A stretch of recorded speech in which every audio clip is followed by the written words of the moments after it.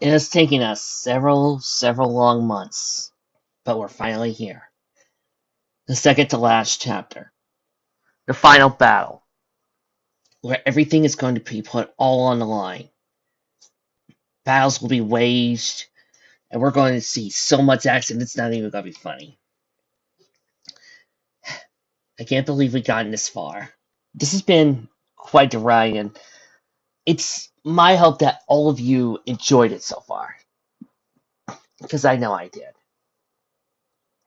If you guys have a particular favorite part in the story, or something that you really enjoyed, just please put down in the comments.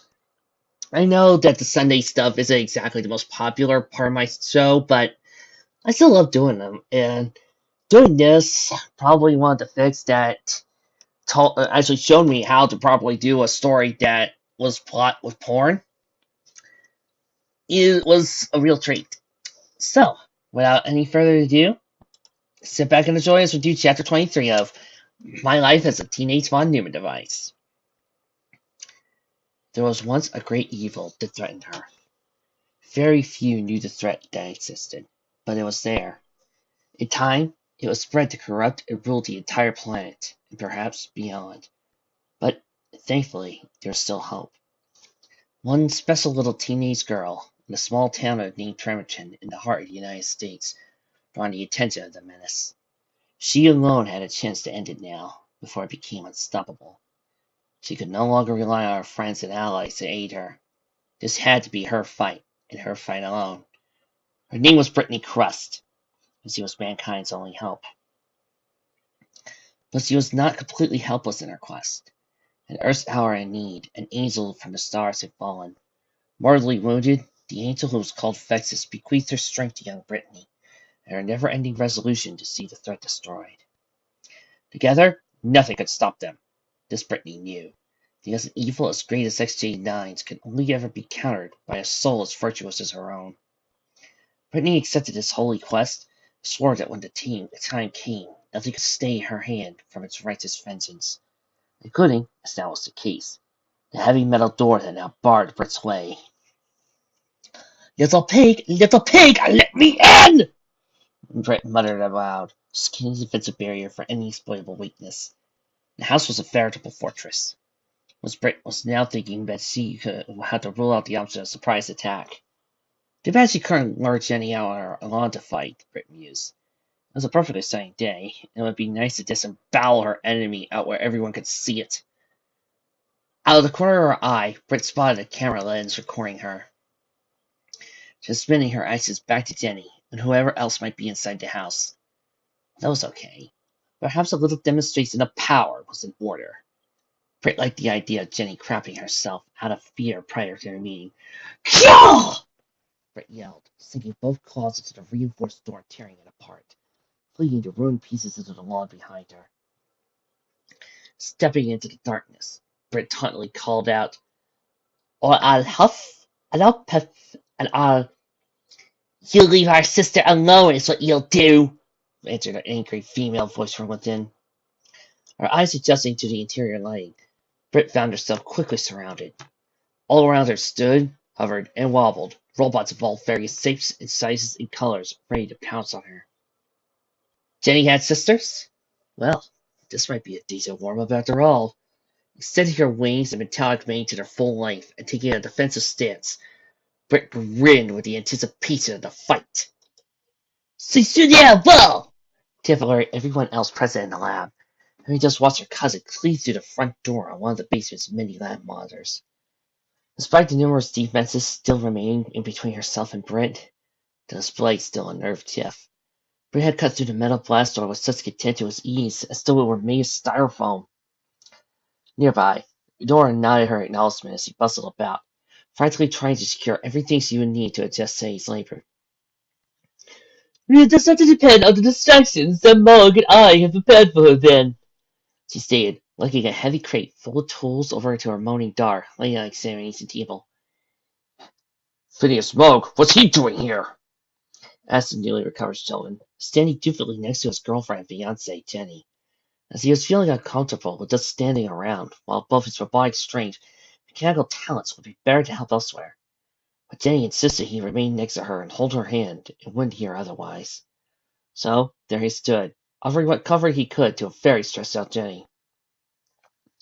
He stopped by to give us this, Nora answered as he took a small bladed mechanical device from her lab coat and set it down on a tray of tools.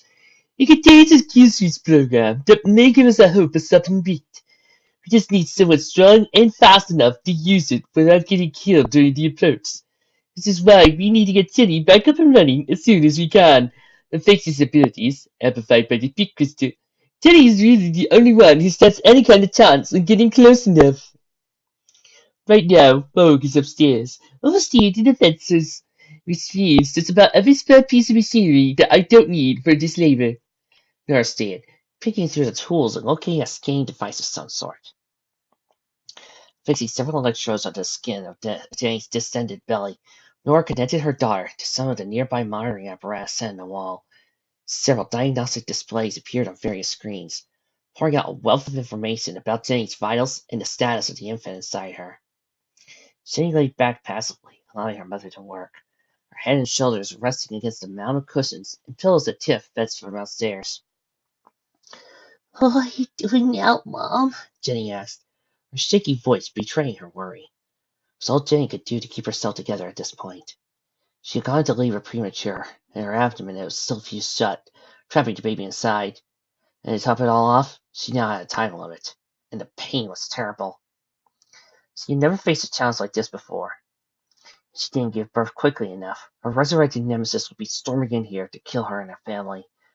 Just as she said she would, the night Jenny had killed her. Now Faxus was back, seeking her revenge for beyond the grave.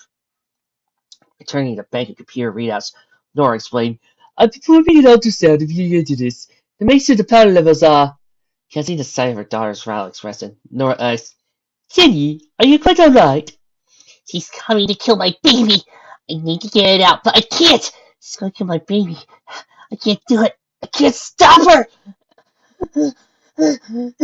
Jenny was bursting out of tears, and her mother rushed to her side to reassure her. "Jenny, listen to me. You need to breathe. Big, deep breaths, or you'll overheat your core." Jenny's panic was magnified, shrieking, "I'm a robot. I don't breathe!" Sheldon intervened, seizing Jenny by the shoulders to get her attention. "Just do what I do. Watch me. Suck it with your mouth like you're taking a drink. Push the air down through your chassis. Inhale. Pantomime the action." Sheldon saw Jenny watch him, slowly attempt to cancel his accents. "Good. Now exhale. Push the air from your chest, slow and steady. That's it."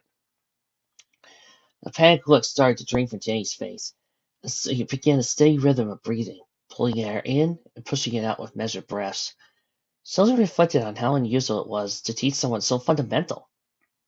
In retrospect, perhaps this was a glimpse into what Jenny had felt when she had first helped Sheldon get used to his new robotic body. When she screamed uncomfortable in the process, Sheldon rewarded Jenny with a quick hug. "Sorry, Mom. What were you saying?" Jenny asked, a measure of her resolve restored.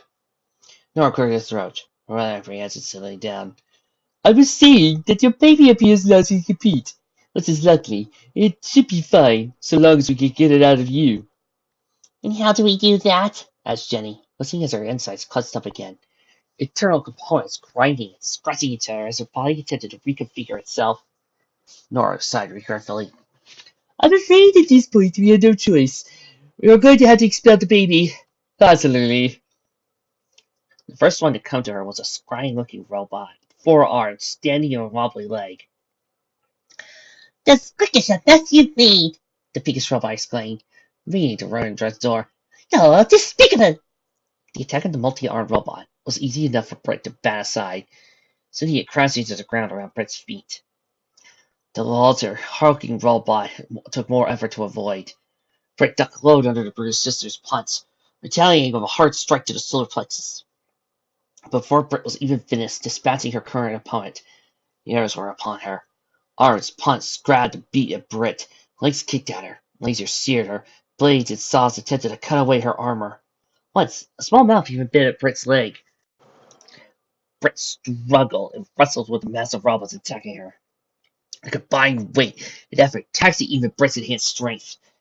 The only one not directly attacking Britt was a small green robot in the shape of a floating, disembodied head. Unable to restrain Britt with his arms of his own, the green robot instead peppered Britt with blasts of air from a weak energy weapon projecting from the bottom of its neck. Cheers encouragement to her sisters. Go, girls, go! Day's depending on us. If we work together, we can do it! The floating android sighed, endlessly optimistic. It really grated on Britt's nerves. We can't let this creep interrupt Day's labor! Oh, what was that? Britt's attention was instantly perked. Taking her time with Jenny's cast-off sisters no longer held any appeal. Britt needed to look at Jenny while she was vulnerable. And oh, how vulnerable she would be! Britt could kill everything around her while Jenny was.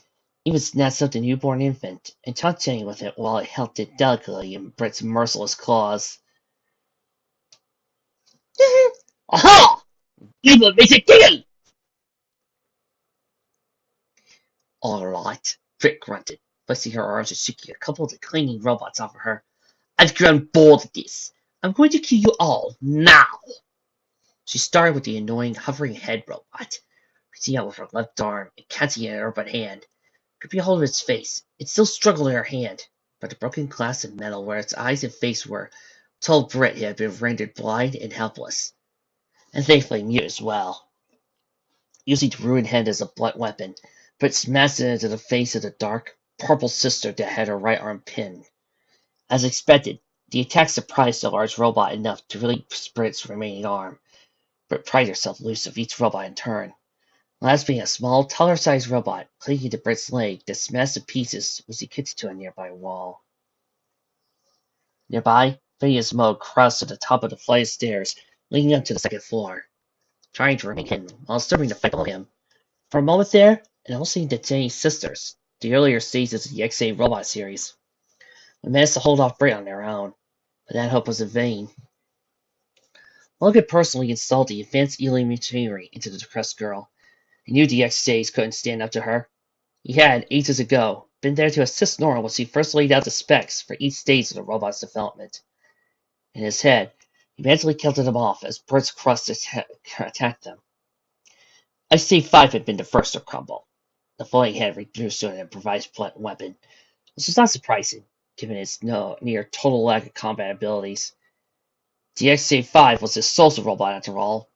The stage where Jane's personality had first learned how to converse, it successfully socialized with others. Next down was XJ7, the morose robot barely offering resistance against Britt Savage attack. The XJ7 represented the point at which Jane was programmed with predictive computational functions, the ability to determine the most likely outcome for any given situation and make decisions accordingly, which perhaps explained his constantly pessimistic attitude. Considering the dangerous XJ situations the XJ model was designed to handle, one guessed that the XJ7 had probably already accepted its imminent destruction before Britt had even entered the house. This thought did not overly comfort the elderly scientist, as he watched Britt rend the XJ7 apart, tearing open its chest cavity, and pulling out large handfuls of wiring and hydraulic tubing. The XJ8 renewed her attack at this point, as Mobius expected. XJ8 was, after all, combat testing stage. Built like a walking tank, XJ8 easily outmatched the combined strength of all previous stages, and was even, in theory, as strong as a combatant as XJ9 herself. The only real advantage that XJ had over the XJ8 was experience, being that the XJ9 stage represented a debugging step, essentially a scaled-down but completed final product that incorporated all the learned experiences of the previous 8 stages. So, when XJ8 landed a shoulder check into Britt's side, Lug was certain that the psychotic young girl felt it. He could see it too, as the attack sent Britt hurtling through the air and impacting against one of the house's load-bearing walls. Suddenly, Lug cheered on the daughters that he had played so small role in creating. Before Britt had gotten up again, XJ6 started upon her, parrying her down with 3 spiry legs, beating at the fallen girl a single arm. You think you're better than me? You think you're so tough, don't you? XJ6 sneered, displaying her jealous streak as she rained down attacks on the fallen development. A particular development that XJ6 was representing the stage at which Jenny had been able to contextualize her own capacity for self-improvement, and it manifested in her personality as the XJ6's hyper-envious nature. As he watched the fight, Lug reflected on what might suggest about the human condition. At least he did until Britt managed to fight back. Ignoring XJ6's punches, Britt grabbed hold of two of the three legs pinning her to the ground, and finally ripped them from their sockets. XJ6 toppled to the ground, feebly attempted to wrang herself a remaining arm and leg. Britt offered him a merciless sneer right back, bandaging his dismembered legs like spears. Without a trace of humor, she answered, "Yes, actually, I am that much tougher than you." Well, she demonstrated immediately by skewering the helpless XJ6 through her head and torso, like a bug pinned for display. Out of a buzz of remembering wings, Britt took to the air and launched herself towards XJ8, easily identified the eldest sister as the largest threat. Though she had the firepower of an artillery cannon and the hull of a battleship, XJ8 was not terribly quick where reflex is concerned, and Britt was able to wind up a double fist axe shot into the delivered right into XJ8's middle section. Her knees buckling under the force of the blow, XJ8 fell to the floor with a deep grunt of pain. Britt landed slightly on XJ8's broad back, grabbed hold of the back of her opponent's head, and prepared to deal her a killing blow. It never came, however. For the moment, XJ8 remained alive. Instead, Britt took a heavy blast of laser fire and was knocked off her perch, allowing XJ8 a chance to scramble her feet. Mug was astounded by the ingenuity of the remaining sisters. You can see that they combined their forms and functions into a sophisticated and potent tripod mountain cannon of some sort. SA-2 served as the main barrel and firing mechanism, which made sense given her original function was to calibration of Jenny's senses and targeting faculties.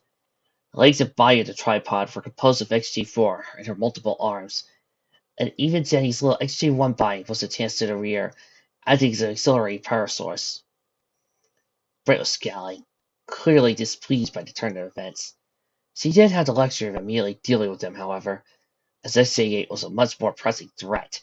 Every punch the mammoth robot threw could have flattened them in every family car, so Britt was careful to dodge and weave past them, waiting for an opening to present itself.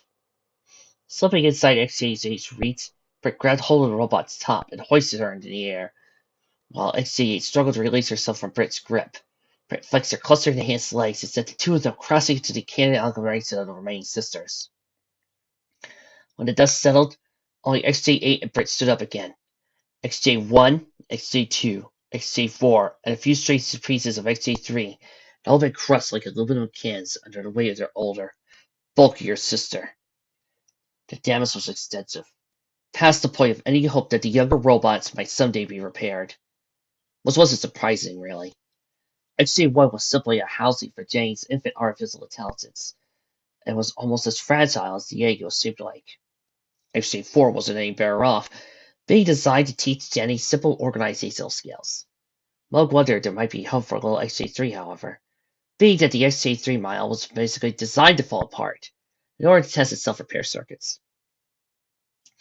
XJ8 may have been wondering the same thing. At a rare emotional outburst, XJ8's eyes narrowed, burned with anger. "You will pay for the destruction of my siblings!" declared XJ8 in her flat, aggressive voice. Mug wished that were true. The truth was that XJ8 and the younger sisters were already lost before the fight began, sacrificed for the well-being of XJ9. Mug had been present with Nora when she readied them as the first line of defense, knowing a stalling tactic was the best he could hope for. Still, Mrs. Wakeman had given them her best pep talk, telling them that they were Jenny's only chance, and Mug had gone along with the lie. Because in truth, Jenny did need every second she could get. If Britt managed to make it to the basement lab before Jenny had finished giving birth, well, Mug didn't want to think about the massacre it would be. So the two scientists had lied, and here were the results of their plan bearing fruit. All the XJ8s were in the shredded or crushed to pieces except for XJ8, who was fighting her heart out in an ultimately doomed struggle. And worse yet, Mug's part came to play next. As he watched, XJ8's thundering punches, devastating weapons, were deflected almost effortlessly by Britt's alien armor, until each strike served to further enrage the battered girl. Finally, annoyed beyond her limit, Britt shouted, "Enough!" Seizing XJ8 by her midsection, Britt's claws sliced through the outer armor of the robot's sides and sunk in deep, until Britt had hooked him around rib-like internal structures and made up a portion of XJ8's skeleton. "I have had enough!" burrowed Brit, her arms and servos flexing with effort, and her face in concentration. When awful groan of twisting middle, Brit gave one last mighty heave. You! She finished, as the CH's body was torn asunder, her body cracking and splitting down the middle as Brit ripped her half like a phone book. A flash of light and a sour spark spread the room, followed by oil-coated metal chunks that made up XJ8's insides. There had been something else, too. Just a moment before Brit had mercilessly torn her victim apart, Loki caught sight of a pulse of light. Some unearthly glow that seemed to come from the area of Brit's chest, leaking out the edges of the clustered chest plates he wore. Loki was quite familiar with the cybernetics he had implanted in Brit. Knew there wasn't anything that should have produced a flash of light like that. Could that be the pip crystal, then? He wondered. Perhaps the luminescence was an indication she tapped into his energies and to boost her strength. Don't think I don't see you up there, old man, Brit snapped coldly, instantly derailing Moog's train of thought. Scrambling to his feet, Moog rushed down the hallway as fast as his short legs could carry him. Brit casually mounted the staircase, still keeping pace. She added, I never did get the chance to thank you properly for my lovely new body. Dashing into XJ9's bedroom, slamming the door shut behind him, Moog started to wonder to relax, almost bored way Brit had pursued him. She could have easily used her wings, or a strong jump to catch and gut him before Moog made it to shelter. But she had allowed him to run, so she could follow him, he slowly realized. A crash landed on the opposite side of the reinforced bedroom door, making Moog jump and dash to the further corner of the bedroom, keeping Jenny's bed in between him and Brit's imminent intrusion. Causing down a feminine form of the concealed under the seat of the bed, Moog breathed, I hope you're ready for this, dear. As if on cue, the bedroom door came crashing in. Pausing a moment at the wrecked threshold, Brit confidently cracked her knuckles, just to demonstrate how easily she had gotten through the house's defenses. Stepping inside, Brit instantly recognized the bulging midsection and the feminine frame of her archenemy, Jenny, and even obscured as she was by the blanket draped over her. Licking her lips in anticipation, Brit hissed, I'll deal with you some other time, Moog. At the moment, I've got bigger fish to fry. Raising her claws, Brit carefully reached down the sheets and sharply pulled them away. What stared back at Brit was a grotesque mockery of human form. Like a scarecrow, it drew its shape from the pile of wadded-up laundry and knickknacks as it stretched down on top of it. It wore a simple blue dress, and in better condition. The rosy cheeks, yarn-like hair, and pigtails would have reminded Brit of Raggedy Ann. What is this? Brit demanded, furious. It was only answered by the FSC's wry grin and hollow, staring eyes. Turning her attention to the cowering Phineas Moog, Brit affixed him with a cold glare and stomped forward. You will tell me where she is right now. Small pinprick of pain struck Brit's elbow, making her pause. Spreading her arm, she could see a tiny black electrode affixed to her skin, trailing a long black wire back to bed, back to the Raggedy Ann scarecrow. The scarecrow was now swaying, snake-like, several feet over the bed as it poised to strike. A half-dozen more tendril-like wires flew out from the hideous thing on the bed and struck Brit like irritating bee stings, keeping her disoriented and rooted in place.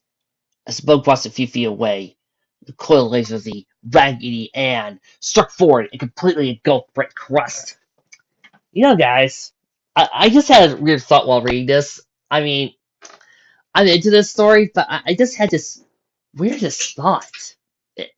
It just came to me, but I just had this weirdest thought.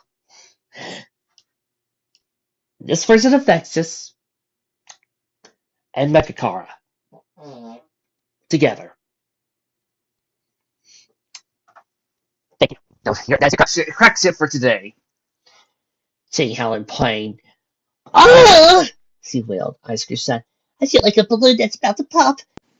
Is there no way I can turn off my pain sensors? Or even just disconnect my head from my body till it's over, please? Shaking her head, Nora fussed about at the foot of Jenny's examination table, calibrating various metalworking tools that she would soon need. Her body's lab had quickly taken on the look of an operating room. Mrs. Lakeman was decked out in surgical scrubs, complete with face mask, while Jenny was naked from the waist down, and legs spread by stirrups holding her feet apart. I wish that you could, Jenny. But we're going to deliver this baby. I'm going to need your body to at least do as much work as I am, Jenny's mother explained, adding, No, I want you to keep me a readout of the embryonic containment vessel's surface level sentence. Jenny laid her head down, sighing aimlessly. Her boyfriend Sheldon loomed over her, sympathetically wiping a damp cloth over Jenny's forehead. A small hiss of steam testified to stress Jenny was dealing with. Okay, Mom. Checking. Says the levels are at 94. Is that good? Jenny answered, bringing back the info from her internal sensors. It's enough, Nora replied, picking up a tool that looked nothing more like a long slender spike. I'm going to start by piercing the protective vessel surrounding XG1. That will give us a little room to work with. As Nora motioned for Tiff to assist her, Jenny shut her eyes and groaned, her cheeks flushed with embarrassment. Though Tiff and Jenny had recently buried some of the ill will between them, neither was on the other's list of favorite people. And now, having her privates on display in front of one of the Crust cousins was an indignity, to say the least. Take no picnic for me either, Tiff grumbled, echoing Jenny's statement. Ignoring Tiff's comment, Nora handed her a pair of elongated nose pliers. Tiff, I need you to pry apart Jenny's cervical iris when I insert this needle the cousin wanted to break. The iris isn't designed to open once the pregnancy begins, so you need to put some muscle into it. Doing as she was instructed, Tiff pushed the jaws of the pliers up Jenny's vag and fitted them against the tightly clenched surface at the opposite end. If any woman is listening to this and is feeling really uncomfortable, it ain't no picnic for me either, Torch! This is so weird, Tiff grunted, flexing her arms and forcing the pliers apart. Ouch! Jenny yelped, feeling the pits inside her nether regions. Lifting her head in an effort to peer at the enormous midsection, Jenny snapped, Be careful in there! Ow! Just try to relax or something, Tiff offered lamely. Struggling with the pliers, the lever opened a portal to Jenny's womb another half-inch. Nora approached with a elongated spike, as he tipped to one side. All right, that should be enough, she mumbled, carefully guiding the probe through Jenny's tunnel through a small opening of her cervix. Knowing she would need the precision of a surgeon if she wished to avoid harming the infant, Mrs. Wakeman leaned in for a better view, her face only inches away from her daughter's sex. Testing the resistance of the inanimate sick, Nora gently applied greater and greater pressure. Just a little more, she breathed. Pop! A rush of fluid followed the bursting of Jenny's dam, releasing the pressure of Jenny's womb. Confused, Jenny tried to get a better look at what was going on. What's that? Did I fit myself? She asked, concerned. Nope, Tiff answered for Nora, as the older woman sputtered, removing her surgical mask and reaching for a handkerchief to mop up her drenched face. On the side, Nora Riley commented, The whole process was less messy as a blueprint. Getting a composer, Nora now instructed Jenny. Now that the wire is broken, the reproductive organs will hopefully reset to the pre-pregnancy alignment. Jenny, go into your sister's control menu and access the reproduction subroutines. I want you to select the settings for cervix and set it to a dilation of 100.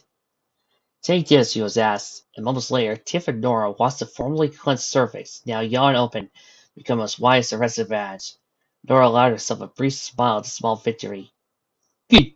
Now put it into the Concentrations tab and set the interval for every 5 minutes. The scene was interrupted by a worried shout issuing from the main computer screens. This one displaying a live feed from just outside the last heavy Voltor. Let me in while there's still time! Demanded a harried-looking mug from outside the door, hastening to get the door open. Sheldon ushered the diminutive scientist inside, before resealing the doorway behind him.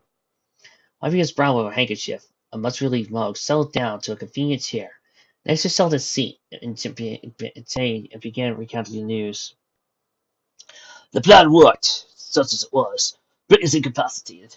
Last I saw, she was still wrestling with Jay's own exoskin and shouting like a maniac. I didn't want to stick around to find out who was going to win. How long do you think that buys us? Jane asked, trying to ignore the uncomfortable sensation of her mother's chills terrorizing her reproductive system. Thea's Mugg shrugged, frowning. If it were simply a physical contest, the exoskin would have been shredded in sections. But the exoskin is programmed to make contact with the mind of its host. It all depends on the strength of Britt's mental state. Britt thrashed. She howled, kicked and spat.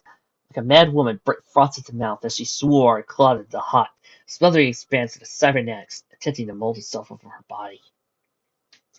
The texture of it was like a burlap sack where it pressed across her skin, while any portions of her mechanical armor that became covered were soon pierced by minuscule wires that felt like rose thorns digging their way into Britt's flesh. Tearing handfuls of the creature away from her face, desperate to keep her airways open, Britt screamed out, "What are you?" The answer came less more promptly than Britt would have guessed. "I'm your new best friend," spoke a whisper in her head, a female voice that rasped like the burlap texture against her skin. "Don't struggle. I'm only trying to help you." "I don't want your help!" growled Britt, dropping to her knees and struggling to move her arms. "All I want is XT9's head in my hands!" "You can't lie to me," came the hoarse whisper. "I'm inside your thoughts now. I know what you really want. What I could give you. I can make you normal again. I can make us popular again." Britt's struggles paused. She didn't want to, but she couldn't help but consider this.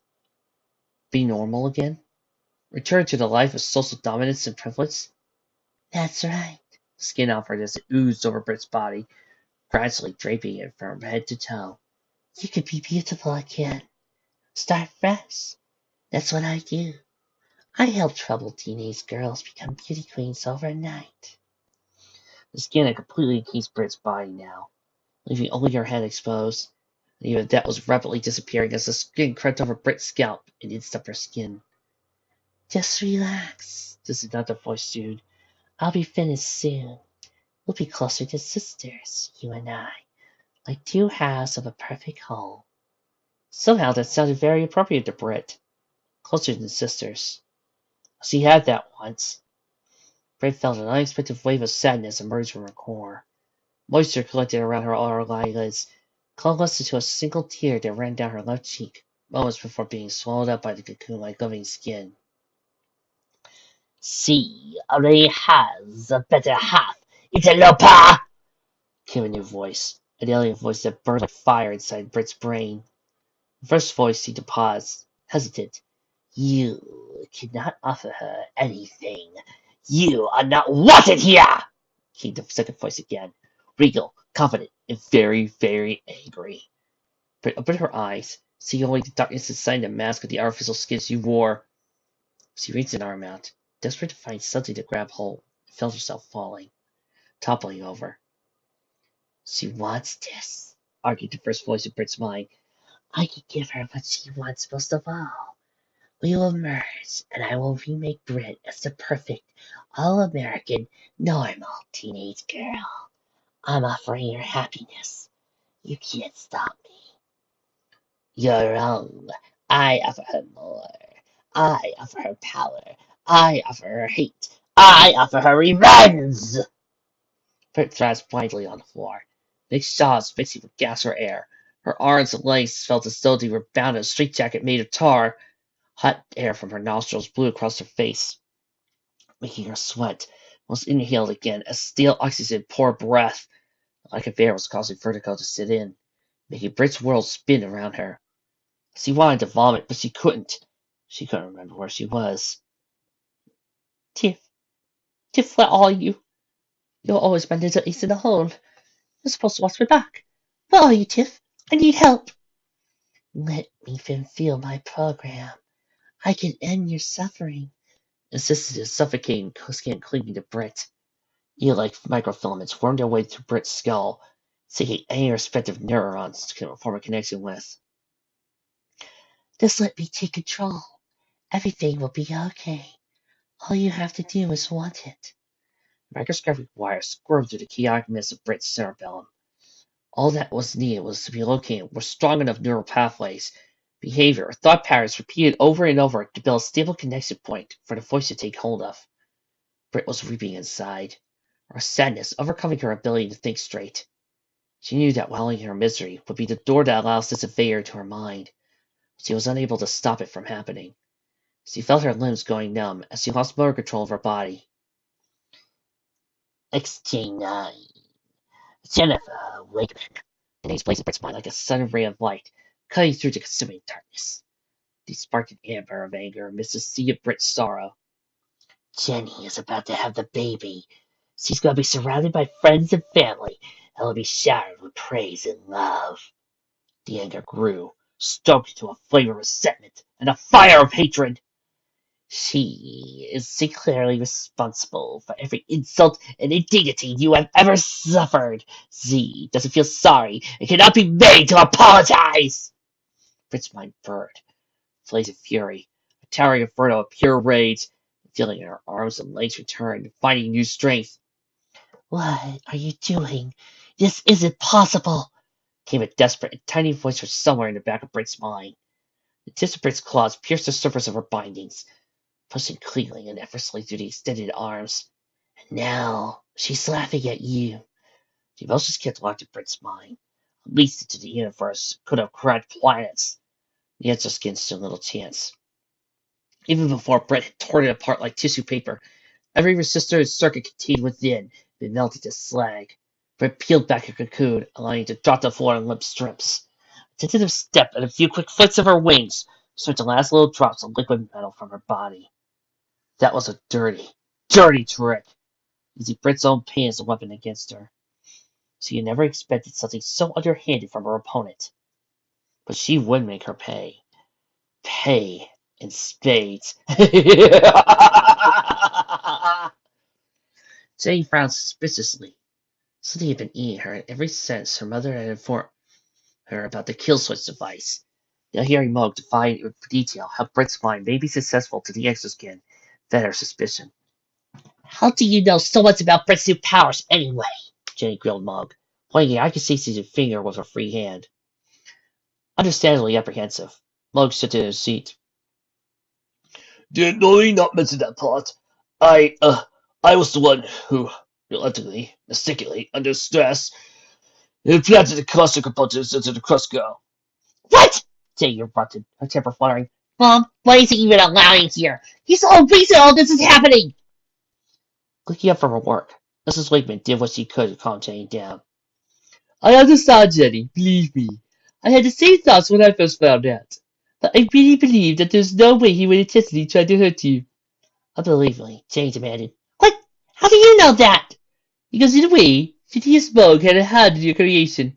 Really, he wouldn't be here if it wasn't for him. So, you might even say that he's your father. Feeling faint, Jenny laid her head back against the table and groaned. Could this day get any weirder? A sudden thought crossed her mind, made Jenny cringe. Prompted Sheldon asked why she made a grossed out face. I just realized, Jenny answered. If Moog is my father, then that means killing my brother. And YK9 was the first boy I ever open mouth kissed. You fucked your brother? That's it, girl! Commented Tiff. Well, hey, let's be fair here. Luke accidentally did it. Barely pausing for the task, and helping Mrs. Wakeman with. Thinking back to her interference witnessing of Nora Moog's sensible interlude earlier that day, Tiff had, I just coming from someone who's recently had their definition of sex do nuts. Nora piped up. I keep telling you that sibling relationship doesn't have the same connotations as robots as it does for Jenny suddenly exclaimed, rushing her forward to clutch her buddy and allowing it a long drawn-out pain for ease. Nora jumped for her seat. Oh, the contractions are salting. This is everyone, prompting everyone in the room to scramble to her appointed task. Now, Sheldon, Jenny, remember to breathe, Sheldon coaxed, holding Jenny's left hand on his own. Mrs. Lakeman, sitting on a stool between Jenny's raised-spread legs, added, Begin the breathing. I need you to concentrate on pushing soon. Your body is naturally going to try to push the baby up through your midsection. But since that's not an option anymore, we're going to try to relay your internal servos. How's that coming along, Phineas? Rolled underneath the examination table, like a mechanic working on a car. A somewhat oil-stained Phineas Mogg had a two-headed socket driver onto an open panel until Jenny's lower back. I'm ready to adjust the hatches. Just tell me what she's about to push, he called out an answer. Counting down with a pocket watch, Jenny's mother warned, Get ready, Jenny. When the next wave of contractions come, you need to push down with every bit of hydraulic pressure you can muster. 5, 4, 3, go! Jenny screamed, her entire body clutching an effort. Mogg jabbed her with his power tools, leaving a small portion of the plan, but the magnitude of the contractions were still taxing the limits of Jenny's strength. When the pain finally subsided, and Jenny's body relaxed a little, Only then did she realize how tightly she'd been gripping Sheldon's hand in her own. Since he was typically capable of reducing bricks into powder with little trouble, it wasn't surprising that Sheldon's hand looked a little worse for wear, like he'd been through a garbage disposal. Oh, sorry, hon, she apologized and blushed. And Sheldon gingerly lifted up his hand for inspection. Wiggling his fingers cautiously, Sheldon weakly offered, Well, nothing broken at least. Ow! The circle's all properly aligned, Mug reported, slipping up from under the table, wiping his hands on an oil rag. Jay should be able to put her full strength into pushing the baby up now. Nora nodded, stroking her chin nervously as her mind wrestling with the main variables involved. If you're going to make any more progress, we need to buy you the pass to the canal. I can calculate, it is simply too tight to pass the baby's head. Jenny tried to catch her mother's attention. Mom, I seem to be having some power surges associated with the contractions. I nearly crushed Sheldon's hand. Do you think you can fix it? Sorry, dear, but we don't have time right now. We need to loosen you up before the next contractions hit. Nora pulled Tiff aside and with her and went rummaging through the piles of mechanical equipment scattered throughout the lab. Jenny saw at Sheldon with a puzzled look. Loosen me up? What does that mean? I just hope they'll be able to put you back after whatever it is, Sheldon said. Nora's exclamation of triumph signals he had found what he was looking for. As Tiff helped her carry the heavy piece of machinery back to the examination table, Nora explained, The source of life! Every scientist is a secret weapon. Okay. Of course, why not? Erasing the fearsome-looking tool at the edges of Jenny's womanhood, Jenny began to get nervous. Tiff whistled, equally in awe at the size of the instrument about to flex its strength on Jenny's vag, missing, I'm so glad I ain't need that now. Wincing, Jenny prepared herself for the invasive procedure. It didn't come, however, as Nora was interrupted. Her attention seized by the blaring of a nearby alarm system and the flashing of bright lights. It's loose! She declared, observing the tattered remains of what was once the exoskin trap he had prepared. Given how quickly she was able to force her way through the front door, I doubt we have 3 or 4 minutes before she gets through the remaining bulkheads. Everyone fell silent for a moment, exchanging worrying lips. Jenny cried out, That doesn't mean my contractions are stopping!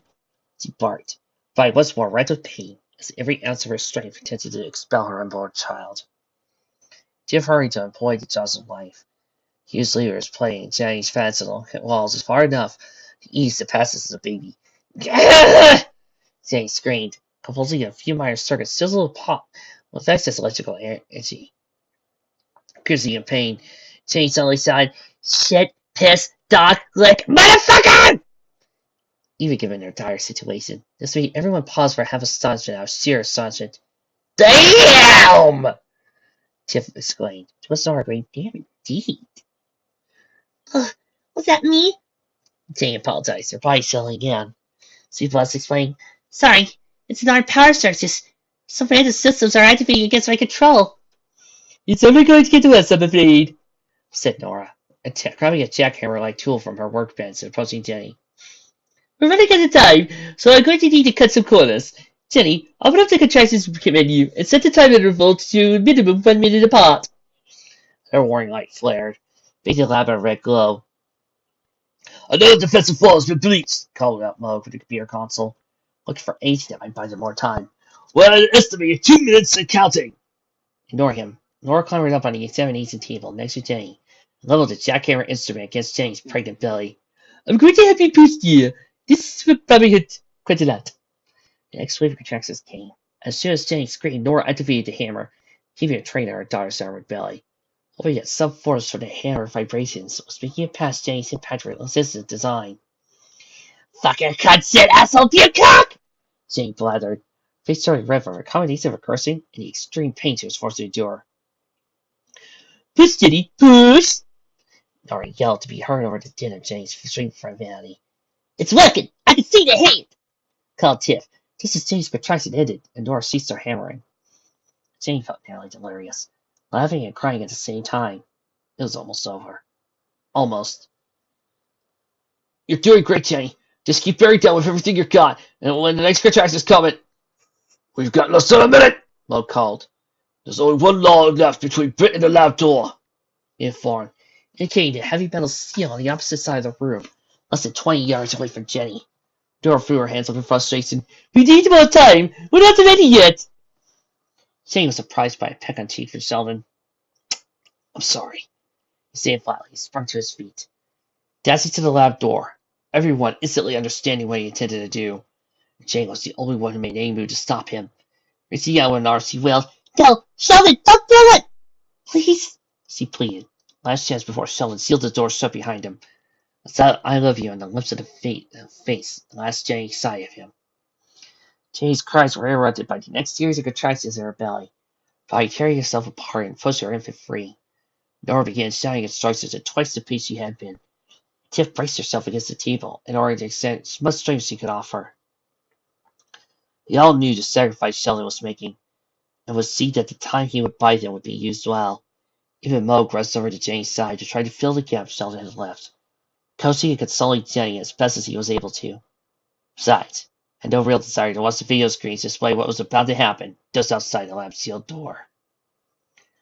Waiting in silence, the only illumination being cast by a series of sterile, fluorescent panels on the ceiling. Sheldon counted down the seconds. He wanted to be in the lab, with his fiancée and mother to his child. He wanted to cut the umbilical cord, bundle it in blankets and place it gently in Jenny's arms. But he was needed here. A shriek of metal on metal announced Britt's arrival.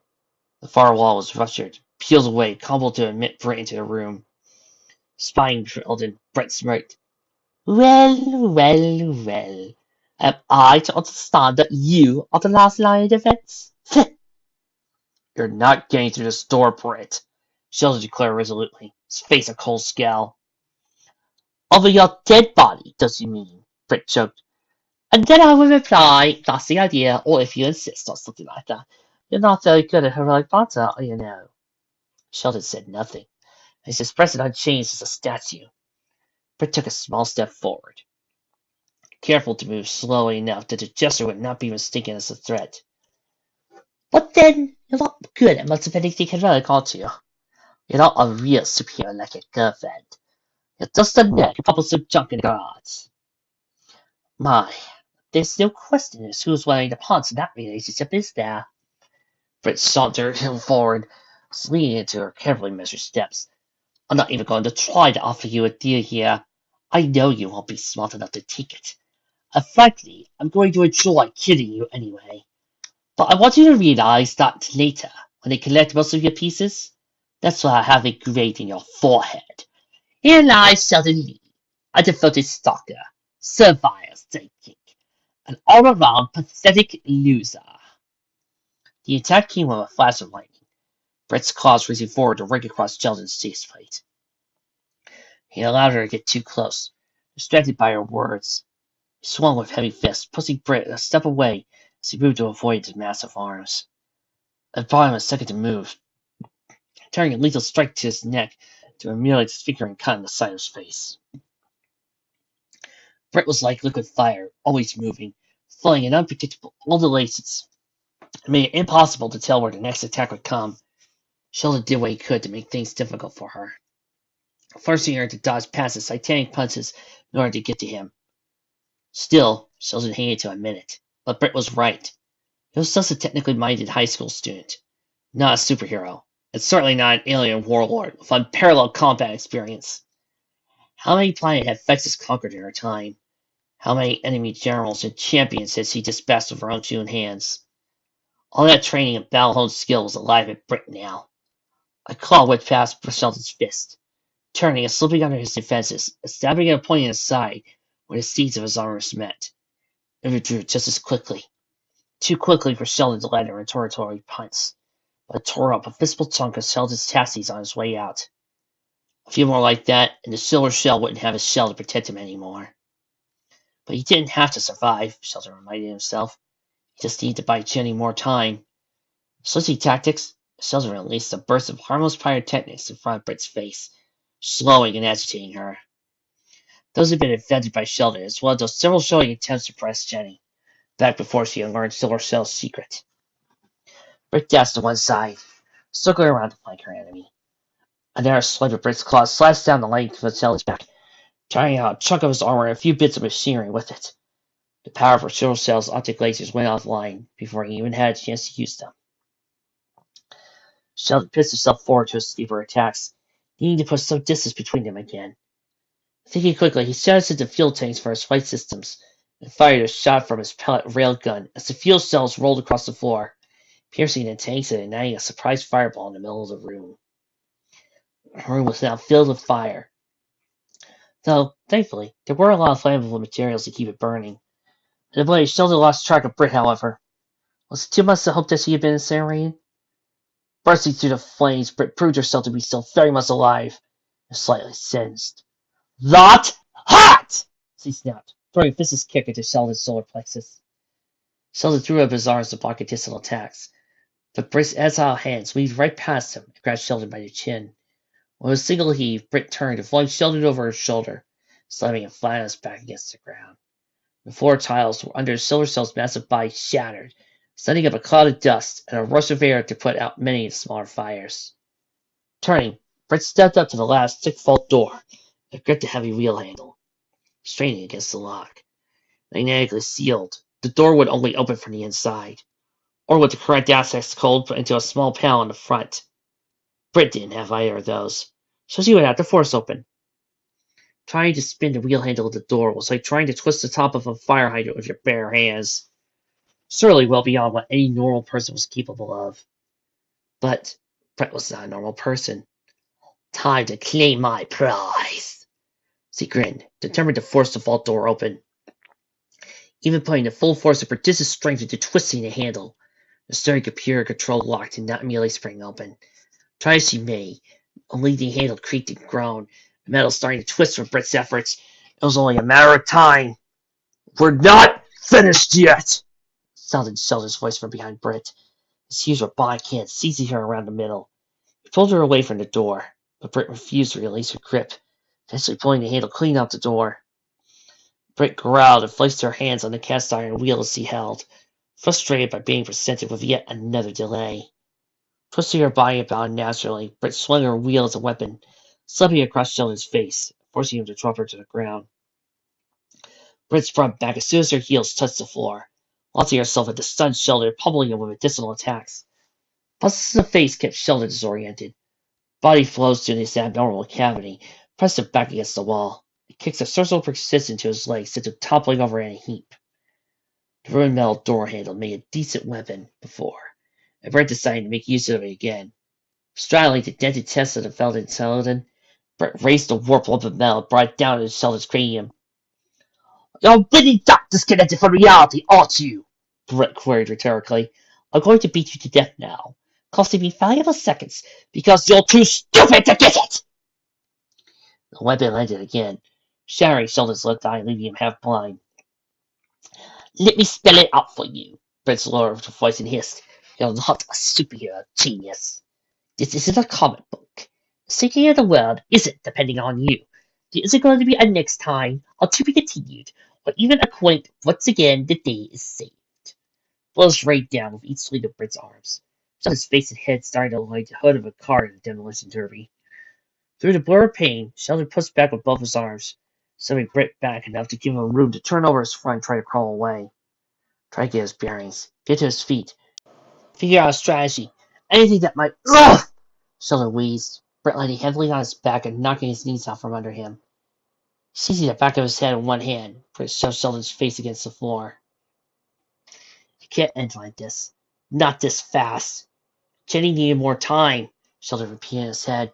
His death was supposed to buy her more time. Britt raised her crude club high into the air once more, brought it down to the back of Sheldon's skull. The metallic sound of each strike echoed through the cavernous room, each hit driving Sheldon's face deeper and deeper into the ruined floor. Clang! Clang! Clang! It sounded like railroad spikes being hammered to the ground. Sheldon struggled to find purchase, draw more energy to his limbs to give him the strength he needed to get himself upright again. Rerouting systems and making emergency circuits bypasses in his head would have been hard enough on a normal day. Now every time he made progress, his thoughts were scared by another clang! How could he let Jenny down like this? All he wanted was to protect her, to save the girl who was always saving everybody else, and was right. He was no superhero. Clang! Clang! A few more should do it. And his skull would cave in, his delicate computer brain smashed to pieces. Then Britt would be free to storm into the lab, terrorized staring at their newly born baby. Sheldon couldn't bear the thought of the baby. Life stolen away before he even had begun. He failed to protect it. The one task he counted its father for. Kind! Warning buzzers were blaring inside Sheldon's head now, warning of imminent structural collapse. The next blow would finish him.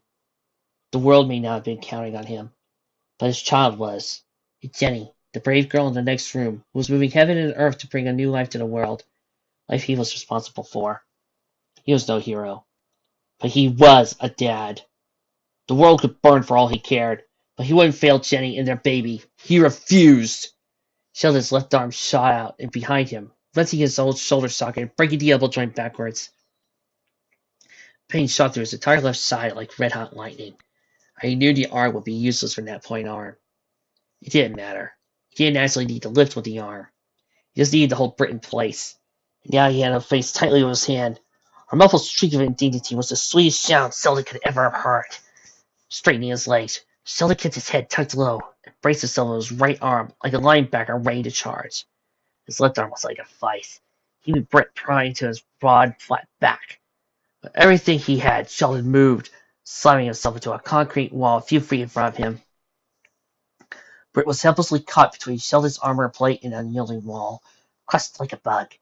Backing up a half foot, Sheldon pushed forward again and again, carving a gas in the concrete, where Britt was repeatedly being ground against it. He only stopped when his lower left arm finally tore loose of his body, falling to the floor, still holding onto Britt's unconscious body. His unconscious body didn't seem possible. He won? He'd won! Ha! He barked involuntarily, stumbling a few steps away from the defeated, crushed girl. Falling to his knees, Sheldon's ruined mouth attempted to mold itself into a smile, so he laughed uncontrollably. Winning Olympic gold after running a marathon wouldn't have felt this good. He was alive.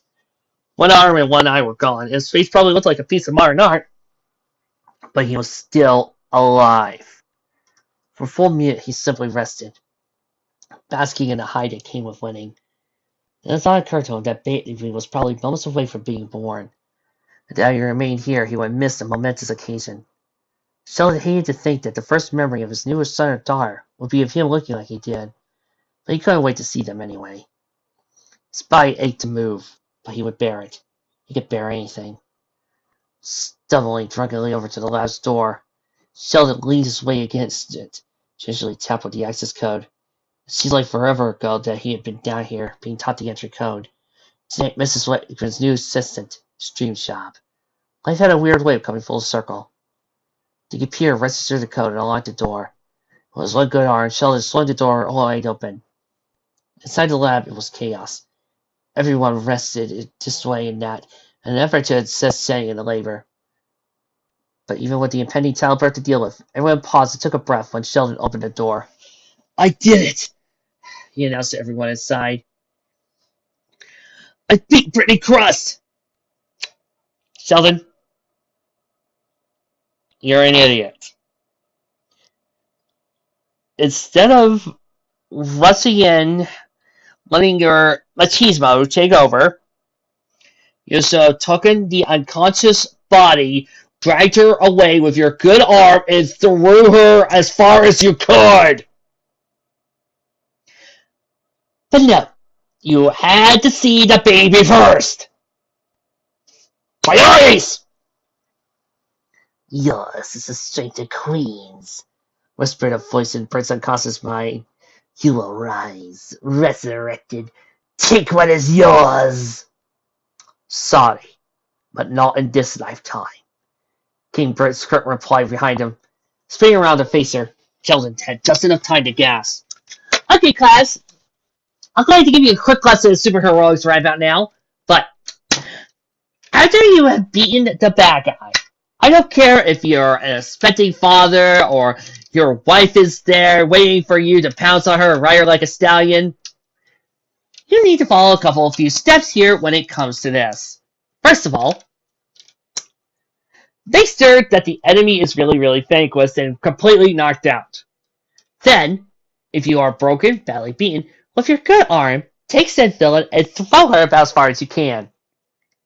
Or find some way to imprison her or slow her down because you know she's going to get back up again. Next, or launch her into space. Then you can actually follow through with your little priorities to follow through and actually see your child being born. Thank you. This has been Hero Analysis 101, coming from a guy who is not being an idiot! Recovered, she stood bathed in an air glow, eyes and breastplate radiating especially brightly. You thought you'd beaten me? I can control reality! A flick of her wrist and a sharp gesture of her skeletal claws, accompanied by a brief flash from inside Britt's chest. That was all the warning Sheldon received before being neatly severed at the waist. Falling to the floor in two distinct pieces, Sheldon caught a brief glance of his own legs falling in the opposite direction as he toppled onto his side. A mess of tangled wires and tubing fell out of the bottom of Sheldon's chest cavity, with Britt didn't mind casually stepping on as he approached. You took me by surprise, I've got you that, Britt offered rather contemptuously. She pointed her right arm at Sheldon's head, wanting a second to savor the moment. Ending Sheldon's life in full view of Jenny made this twice as satisfying. Sheldon's consciousness slipped, reality starting to black out. But he grinned up at Britt. He had seen who was standing right behind her. A shot rang out, and a piece of Britt's back exploded, sending her crashing to the floor. A few feet behind her, Brad Crumbuckle wielded a railgun, taking from Sheldon's severed left arm, barrel smoking from the discharge he had just fired. Brad was barefoot, dressed in scrub pants and a hospital gown reversed as a sword jacket. Gauze bandages completely covered his chest like some sort of living mummy, and more were tied around his head like a bandana. Now you're a man. A man, man, man. All this did nothing and listened to a fierce look in his eye, cocking the gun that had been concealed in Sheldon's dismembered arm. Brad called out, Ready for round two, biatch! Pulling himself to her feet. Her soft chuckle grew intensely. Oh, Blondie, you look ridiculous. Such a saying you're going to die without a shred of style or dignity. I have been happy to give you a makeover. But sadly, I am rather pressed for time right now. But raised her hand to Brad's direction, calling forth a soft glow from the pip crystal tucked safely under her armor. Her fingertips twitched, hesitating on exactly what form her hatred of Brad would manifest itself in the physical world. I'm afraid I have no choice but to despise you quickly, so I think I'll just boil your blood and be done with it. Brad flinched, attempting to dodge the beam of light that struck out from Britt's palm. But as sharp as his reflexes were, he had no hope of outrunning an attack that made the speed of thought. The pip crystal's destructive energies hit Brad squarely in the chest, rendering a scream of pain from his throat, dropping him to his knees. Smoke sizzled out of Brad's body, filling the basement with a sterile, ammonious smell, making Britt grin with sadistic delight. Brad's screams were mixed with those coming from Denny inside the lab. Britt wondered if this could possibly get any better. But he didn't die. His heart should have exploded, but he didn't. Frustrated, Britt brought her left arm to bear on Brad as well, doubling the output of energy. She concentrated, calling to mind how much Brad meant to Jenny, how much Brad meant to Tiff, how very much she would like to see him die. She imagined his head detonating like a grenade, or his skin peeling off in strips like a drying paint. Blood, pain, and death was all she wished him, and her weapon, the crystal, would make her wishes into reality.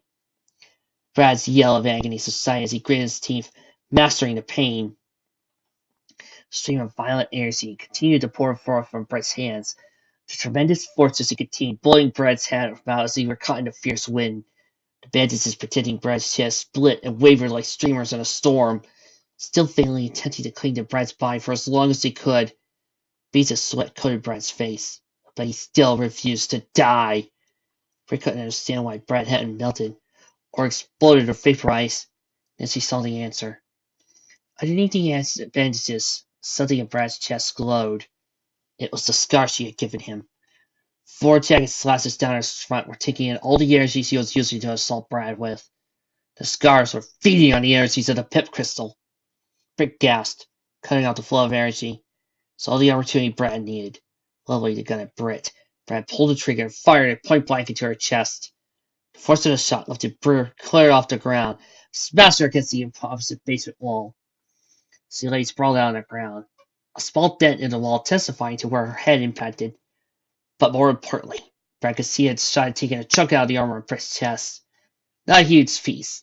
Brad's more like a plunging neckline and some fastenable top. Britt might have worn the gun coming, but it reveals something much more crucial. Nestled in the cleavage of Britt's breast was the softly glowing pip crystal, the surface now flawed by a single oblong crack down the center. Brad approached cautiously, gun still firmly trained on Britt. Reaching forward with his left hand, Brad plucked the crystal from Britt's bosom. Dan merely took 2 steps back, knowing that even without the crystal, Vess's abilities made Britt terribly dangerous to be close to. Britt coughed loudly, recovering her senses. She glared evilly at Brad, or more precisely, the crystal held tightly in Brad's hand. Just stay right there, Brad warned, his gun still aiming directly at Britt's heart. Slowly, cautiously, Britt got up from the uncomfortable position he had landed in, making no sudden moves. Brad waved the gun, sighing, "I said stay put!" but raised her arms in a gesture of surrender. Her right hand trembled slightly. As he competitively leaned forward, a small electronic device tumbled out of her armor, clattering noisily to the floor. Taking no chances, Brad asked, "What's that? Another secret weapon?" "You might say that. I believe in being prepared," Britt purred, being evasive. Brad gestured with the crystal, instructed, "Kick it over to me. Keep your hands in the air." Britt cautiously did as she was told, reaching a slender leg out to the mysterious little gizmo. The point of her toe prodded the device and stepped on a large red power button. Turning on a small screen, she kicked it over to Brad. Never taking his eyes off Britt, Brad stooped to pick up the device in his left hand, holding it between his thumb and forefinger. On the video display was Brad's little brother Tuck, and what Brad recognized was Tuck's bedroom, bound and gagged. Worse, Tuck was attached to a crude device that looked like something like a bear trap, with some sort of wires trailing from it. Metal jaws ready to snap shut on Tuck's neck any moment. Jigsaw called he would like to sue, and a number in the lower corner of the screen, displaying 26, 27, 28. Sorry, was correct. That moment was soon. Looking back from the video display, Brad knows Britt was grinning his distress. "That's a real time feed, so I'd get moving if I were you. I hope you're a good sprinter." The decision was made before the question had time to form in Brad's head. Dropping the video device and the heavy railgun, Brad dashed to the exit, mounting up the flight of stairs and deftly maneuvering past every piece of debris for other hurdle. Brett allowed him to get outside and walked to the lab's entrance. Picking up the disembodied lower half of the silver shell, Brett crammed at the door jam to prevent it from being closed any time in the near future. Cassie glanced into the lab where Jenny, Tiff, and the others waited. Brett sneered, "I'll be back to deal with you soon." She warned, turned around, extending her wings. Brett took to the air, slipping off in pursuit of Brad, her lost crystal. Inside the lab proper, Brett's departure did very little to diffuse its tension in the air. Throughout the entire battle, Jenny had continued to struggle in her labor, gradually pushing the baby further and further down her birth canal. Sheldon, and now Brad, had brought her some extra time, but she still had work to do. And Brett would be back soon enough. Jenny only had a short breather before the next contractions began. And so, with the time, she had asked Mo to check on Sheldon. "He appears to be okay," Mo informed her after checking the robot boy's vitals. "His brain has temporarily shut down to conserve power. His legs and one arm are gone, but that could be repaired later. As long as he doesn't take any more damage, he should be fine." Jenny sighed relieved. "Are you ready, dear? We're almost done now," Jenny's mother assured her. "Give it everything you got, and we may be able to deliver the baby right now." Jenny nodded resolutely, and readied herself for more painful contractions.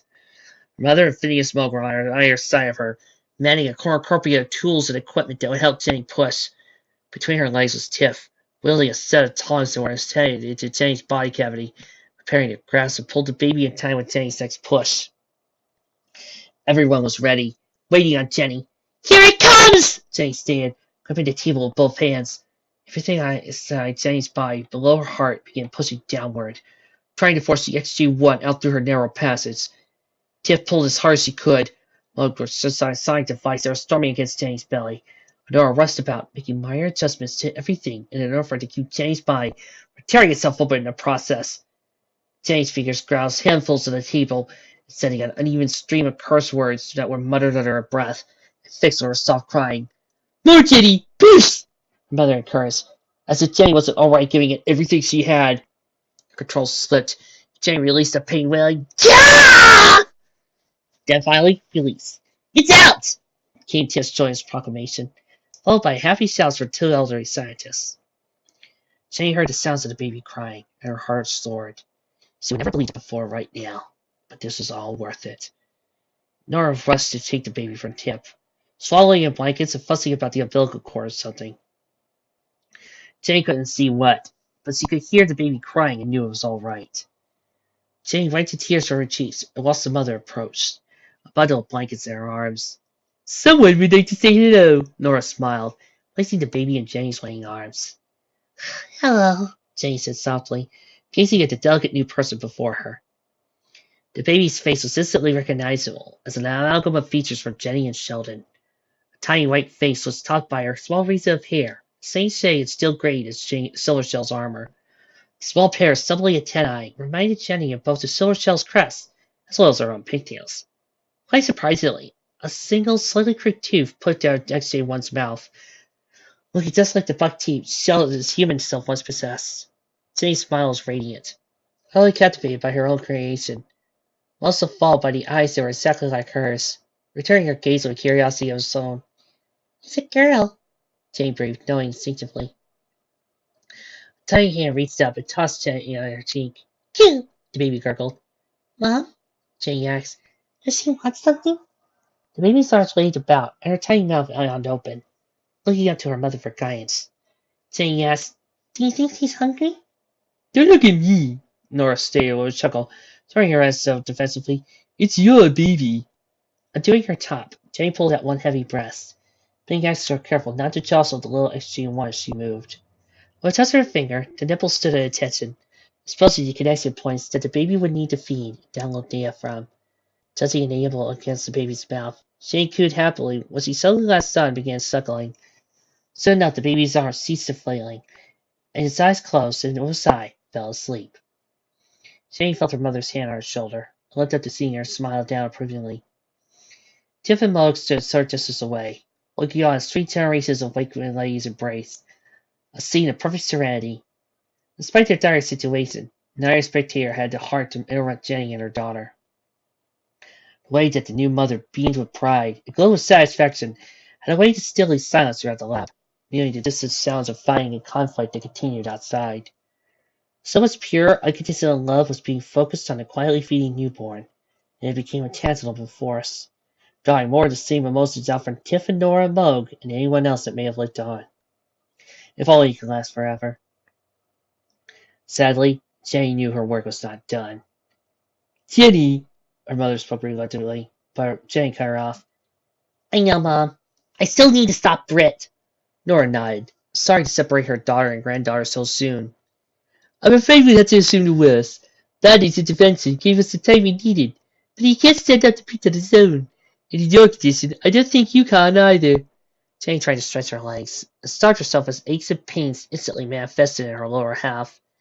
"You're right. At least not before I can recharge and let my self-repair circuits do some work. What option do we have?" "Well, there is one idea I've been considering. I really hesitate to use it, as it would really be putting all our eggs in one basket, but," Nora frowned, "I guess we really don't have a choice anymore. Britt probably knows about the kill switch, because of Mug's first attempt to use it when he went berserk in his lab. Since you're still our strongest fighter, so certainly expect you to be equipped with it. Our only hope is to give you as much firepower as possible to improve your odds. I need yourself and Mug to accompany me to the Solitaire. We can perform the upgrade there." "Upgrade?" Jenny asked, surprised. Not because she didn't know what her mother was referring to, but with that much emphasis into it, there was only one upgrade she could be referring to. Aside everything else that had happened, today and over the past 3 months, Jenny still wasn't sure she was ready. She was unsure, but excited also. Glancing down at the bundle of joy she held, Jenny wished she didn't have to leave her daughter so soon. Then again, perhaps, a sneaky thought occurred to her. Jenny, "Mom, I may have an idea about that." Interrupting herself, Jenny turned to the emotion to Tiff with a gesture. "Tiff, I really want to thank you for everything you did to help me today. I know you and I haven't always been on great terms, and there's the whole thing with Brad and—" Tiff put up a hand to help silence Jenny, clearly uncomfortable with Jenny's gratitude. "Relax. It's cool. You don't gotta go make a big deal out of it. Jenny smiled. I'm happy for you and Brad. This is all over with. I like it if you and I could be friends too. Tiff gave a short nod, unsure how exactly to respond to the situation. Sure, she replied gruffly. Jenny smiled, knowing the little response could have hoped for. Could I ask you for one other little favor? Hold my daughter for me? Jenny asked, gently handing the newborn to Tiff before Tiff could refuse. For her part, Tiff just about froze, too scared of mishandling the baby to try any sort of movement. The baby quickly she sensed to change her surroundings and woke up. Soon enough, Tiff was fighting to keep the scurrying infant in place without upsetting it. Thanks, Tiff. I owe you again, said Jenny as Nora and Moke helped her off the delivery table. Wait, what do I do with this thing? Tiff complained as the baby reached around her airways and pulled roughly on it. Ow! Ow! Tiff whined, fighting to free herself from the little robot girl's grasp.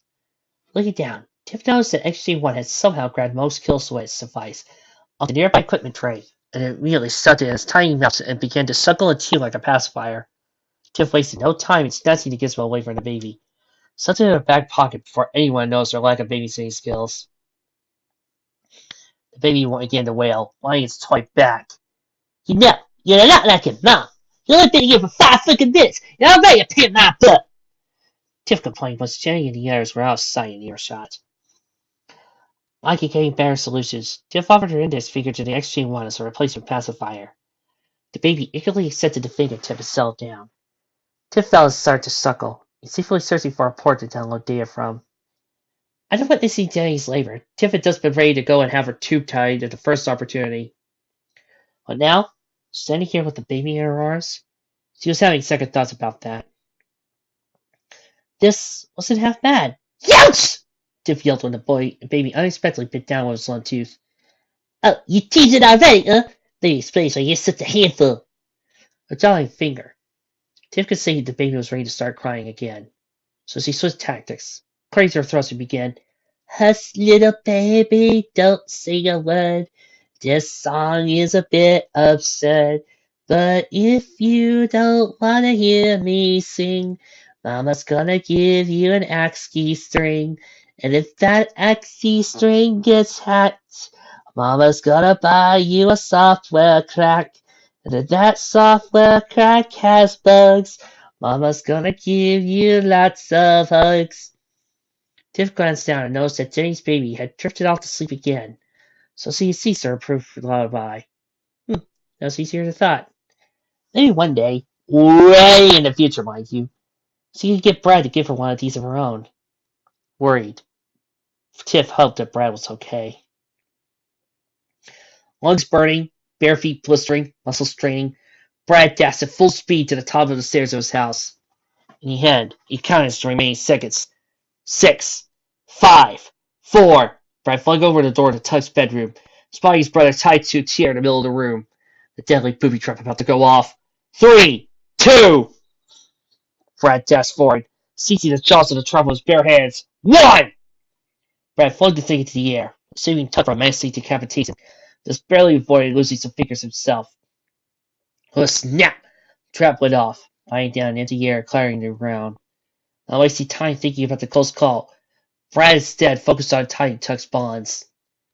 Once free, Brad yanked a piece of duct tape from Tug's mouth and picked his brother up in a hug. Brad, you saved me! Tug exclaimed, touching his stringy nose neck. And ow, by the way. Before he could celebrate further, Tug into the hug and exclaimed, Brad, look out! Standing in the doorway was Britt, slightly crystalline hand. Dropped something? She asked rhetorically, before placing the gem in her visible cleavage. Brad pushed Tug behind him, trying to shield his brother. Why are you doing this, Britt? Just leave us alone! Demanded, though he lacked a weapon or any sort of bargaining chip at all. Oh no. You nearly cost me 50 back there. That was very social, by the way. I'm beginning to understand what Tiff sees in you, said Brett, approaching menacingly. But the fact of the matter is I also hate you, so you have to die. Your little brother I might leave alive.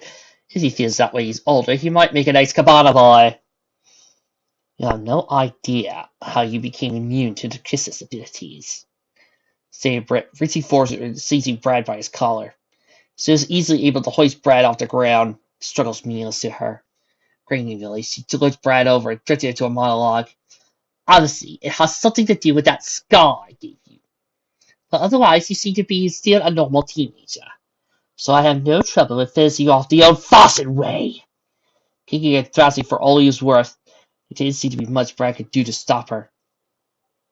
Over his shoulder, Brad spied Tuck sneaking into his bed, pulling out something from under his pillow. Raising a weird pink jaw over his head, Tuck yelled, "Go, T, go!" The smashed on the floor, releasing a burst of pink vapor. Brett paused and turned around. "Teeny?" she asked incredulously. Rose-colored mist swirled in the air in front of them before he could tell Trister. "For my faceless! Get her!" commanded Tuck, pointing a finger at Brett, who was still unbelievably to move. The cloud coalesced, starting with a slim feminine foot, moving up the leg and body until every trace of the gas had been solidified in the form of Misty. "I've been waiting a long time for this!" Misty growled and stabbed a kick into Brett's face. Brad fell to the ground, Brett's grip loosened by Misty's attack. More followed the first, barraging kicks and punches and hand taps and nerve strikes, faster either side of the carbuncle blades could see to the naked eye.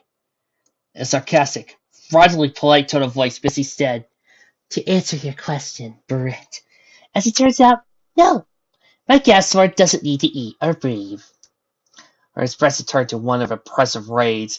Misty smashed another trio of rapid punches at Brett's face. "But I do still need to occasionally pay!"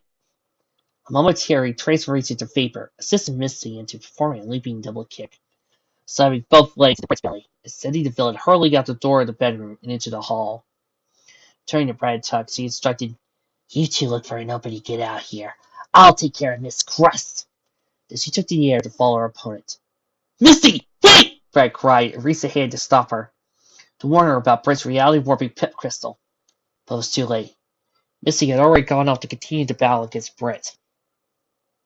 Before he too could rush out the hallway, back into the fray, Brad felt Tuck's hand in his pant leg, trying to get his attention. Glancing down, Brad asked, "What is it, little buddy?" "Thank you for saving me, Brad," said Tuck, before Brad received the biggest hug he could remember, getting from his little brother. "And there's something else I need to tell you, too," he continued, voice dropping to a sad whisper. "Something about Mom and Dad." Misty pressed forward, throwing kicks and punches in such rapid succession, Britt had no time to retaliate. Though her cybernetic armor protected her from the worst of it, Misty's martial arts training and powers gave her the edge. Misty's speed allowed her to remain on the offensive. Given time, she would break Britt's defenses. The indignity of being balled up and left to die provided Misty with an abundance of anger-fueled stamina. She knew that so long as she didn't make the same mistake of trying to read Britt's cracked mind, her victory was only a matter of time. Already she forced the fight out of the Carbuncle house and into the chill December air onto the front lawn. But the really infuriating thing was how Britt's amused smile never faded. No matter how many kicks to the neck or punches to the face Britt took, that cold, skeletal grin never left her features. And try she might, Misty just couldn't get Britt to fall! "You know, I don't want you to think that I've forgotten about you, Misty," Britt finally spoke, displaying a momentary break in Misty's attacks, and stabbed forward with a single claw. Misty was unharmed, of course, easily shifted to mist form to avoid the strike, and reforming as his razor-sharp talons had been withdrawn. Undaunted, Brett fielded a few of Misty's territory strikes and continued talking. "I never really intended to let you rot away inside that jar in the snow. It was only a temporary solution." Brett's blocks and deft weaving past Misty's attacks sped up, now defending herself from the incoming attacks before they could hit her face or body. An equally doubt credit to Misty. She was unsettled by the way that Britt was blocking only the attacks that would interrupt her talking, as if the fact that these strikes were designed to incapacitate and injure were no real concern. "It's too late to pretend your side for it now," Misty stated, frowning her inability to get a line of the punch. Britt gave a short laugh. "No, you misunderstand. I've never been sorry for a thing in my life. What I meant was that I had intended to come back and finish you off myself. You see, it took a while, but I developed some theories on how I might be able to kill a living cloud." Britt's metal-laced claw lashed out. grabbing Misty by the throat. Britt just proved herself to be at least as fast as Misty, so Misty was on top of her game. Right now, though, Misty's reflexes were slowed by having just launched some of the $100 martial arts attacks at her opponent. Misty still had her last defense open to her now, and stiffly started dissolving into her gaseous form. Grinning, Britt tissed, and sent the pulse of electricity coursing through Britt's corporeal body. A pain of shock interrupted Misty's transformation, re-solidifying her within Britt's pitiful clutches. Electricity didn't stop, however, but continued to flow through Misty's humanoid form and ground itself to the earth. If anything, the current and the pain that accompanied it only seemed to increase, dropping Misty to her knees. A soft glow emanated from the gem, persisted carefully against Britt's chest. As Misty watched a single flaw in the gem's surface lengthen, split into a shape like a fork of lightning. Through it all, the eternal grin was still itched across Britt's face, laughing at Misty's agony, eager to watch her expire. A thunderclap from the sky above them ended Misty's torture. Blinking her eyes to clear her double vision, Misty was surprised to find Britt gone, instead replaced by a smoky crater in the soil at least 5 yards across. "Misty!" came a womanly voice from above. Sinking out the last of her days, Misty turned and saw Jenny just as the robot heroine touched down next to her and helped Misty to her feet. "Miss Jenny, is that you?" Misty asked, unsure. Surely Britt hadn't hit her that hard, but still, she didn't quite recognize her best friend. Jenny was slightly taller now, and her hips and chest and other curves filled out to much more adult contours. By contrast, Jenny's arms and legs looked trimmed down. Especially notable that her clunky boots were replaced with far more thin-knee socks and a raised heel. Misty quickly started to notice there were cellular differences as well. Jenny's shade of baby blue hair with clothing was slightly darker now. Her twin pigtails were folded back behind her to give her the appearance of a mass of hair and steadier to her mid-back. More than a size difference and minor cosmetic changes, Misty noticed that one thing above all: this robot invariably hummed with power. Every metal surface gleamed, and every movement of her limbs held the precision of a surgeon and the grace of a dancer. Perhaps the only noticeable to Misty's finely honed senses, but the air around her seemed to shimmer with energy barely contained somewhere in the robot's inner core. Misty's eyes squinted, now doubting this was really her high school friend or not. Questioning, she asked again, "XJ9? Actually, it's XJ10 now." Misty smiled down at Misty. "But my friends call me Jen for short." Misty gave her a wry grin, recognizing her friend's sense of humor, and Jenny chuckled. "What? Jenny just sounded a little too juvenile to me now." Jerry said laughed. Misty responded, "Whatever. I love the new look. This is so long as still my friend on the inside. That's all good with me." And offered Jenny a quick hug of solidarity. Jen hugged back, assuring Misty, "I'll always be the same girl on the inside." "Partners in crime, remember?" "Right." Misty grinned, holding up a fist and striking a bell pose. "Now let's show this bitch what the dynamic duo can really do!" "Oh yes, please do," came a curt retort from Britt, hovering with her wings a short distance away, looking none too pleased with its development. Whatever XJ10 had blasted her with done no permanent damage, and now the crystal was burning with continuous use, light pouring from Britt's eyes and mouth as he spoke. The super rarity Jen hell was dwarfed by the corona. A malevolent power that surrounded Brittany crust. The ground under her blistered and pulled into puddles of black glass. Air around her rippled into sword waves. The sky itself seemed to darken overhead. Fearless, the pair of Misty and Jen plunged forward, determined to repay Britt for every bit of pain she inflicted on them and their loved ones. XJ10 performed an expert tackle, penetrating a minor force field that Britt erected without any losing any momentum, colliding with a sane teenager herself. Two long trenches appeared in the soil where Britt's feet sought purpose. Force of Jen's attack pushing him forth a good 30 yards before coming to a stop. Britt fought and clawed at Jen's grip around her middle. For the first time, Britt's claws encountered significant resistance. Finding this, he was unable to slice her opponent's arm off as he attempted to do. Clearly, Britt had underestimated the raw power of Jenny's upgraded body. Well, a more basic approach then. Elbowing Jen in the face gave Britt little room to maneuver. A follow-up punch with both hands folded together and finally took Britt free of Jen's grip. Her hands pointing out towards Jen and her palms burned with an overabundance of energy. Britt glowered and said, "New body or not, I still have many new sources of pain for you to enjoy, Jennifer. So let me begin with transmuting your internal coolant supply to hydrochloric acid. Britt smirked and willed it to be so. This is quickly. Britt was interrupted by an expertly performed pointy toe kick into the side of her neck. God! Britt snarled, clutching to pain and momentary pain. Few feet from Jenny, a passive wand suddenly dissolved into a pud of volatile acids. Making Jenny glad she hadn't been on the receiving end of that particular attack. Misty was a blur of motion, dancing an acrobatic circle around Britt, peppering her with minor cuts and nerve strikes that almost penetrated Fitz's armor. Damn! The ninja girl's attacks were terribly harmful, but they were distracting, and he seemed to be able to sense the spots where Fitz's metallic skin was thinnest. A talent that could prove very annoying in the future. Britt shielded herself as best as she could from the aliens' punches, deciding that she would need to focus on getting rid of Jen! No! Cried Misty, catching Britt by surprise by suddenly dropping to the ground.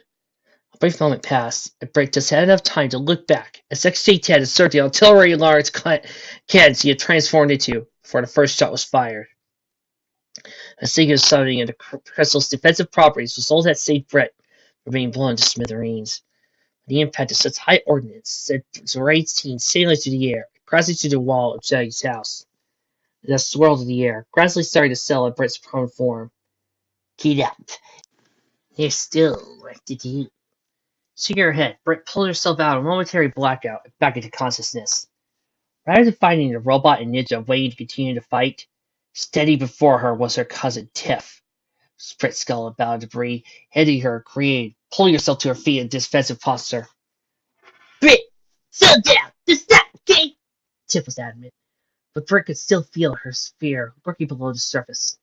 The spell quiver of her voice gave it away. Doubtless, Tiff had been sent to dissuade her from continuing to fight. She was the good cop to Jenny's bad cop.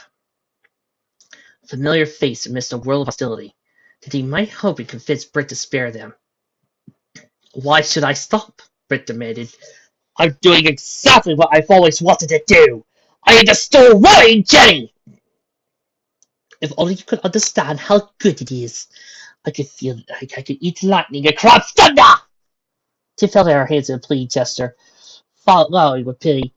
But you ain't gonna win, Britt. I've seen Jenny's new body in action. It's like a walking war machine. Britt stepped closer, giving her cousin an appraising look. Sweat beaded at Tiff's brow, face slightly flushed. Clearly anxious, Tiff stuck her hands in her pockets. An old nervous tick that Britt recognized. She was trying to hide it, but Tiff was lying. Britt was far too good at telling lies not to be able to recognize when she was being led fun herself. Britt smirked, raising one eyebrow with contemptuous humor. Oh, really? I feel so confident, then why are you so afraid? You're practically seeking your boots. How the mighty have fallen. If only the nurse you bullied at school could see you now. I'm scared for you, Britt, Tiff blurted. Even after everything else, you're still my cousin. Just give up, take a medicine, and go to jail. Tiff was desperate in her tone, needing to make Britt understand. She could get through all the madness, the bloodlust, and hunger for power. Give her cousin one message, it was this. Just stop now, before this gets out of hand. Tell me, if you threaten their baby, they'll kill you, Britt! Britt's features softened. She frowned, hesitated, her face betraying a confused, almost jumble of emotions. Tiff saw her cousin's defensive posture relax slightly before a new neural pose.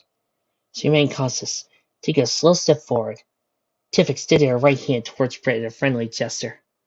Left is still in the back pocket of her shorts. Just take my hand. We go tell them that you're going to surrender, Tiff offered, trying to make her voice sound reassuring as her troubled cousin. Inside her pocket, Tiff's left hand nervously clutched the hilt of the kill switch device. Every muscle in her arm and shoulder tense. There's a few steps closer now.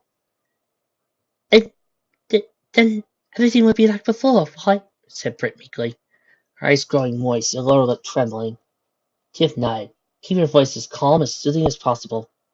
She needed to comfort Britt, keep her passive until the quiz subdued her.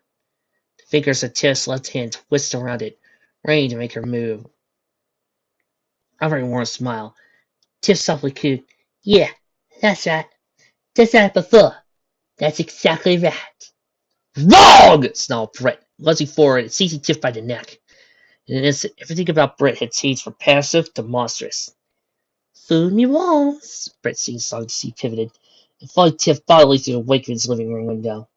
The force of the throw was such that crossing through the flood-plated glass did little to diminish Tiff's velocity. On the contrary, after smashing through the first window, Tiff sailed through the air, was lucky enough to careen through the kitchen window to the ejected carbuncle home, landing on the kitchen floor in a mess of broken glass, wood, and blood.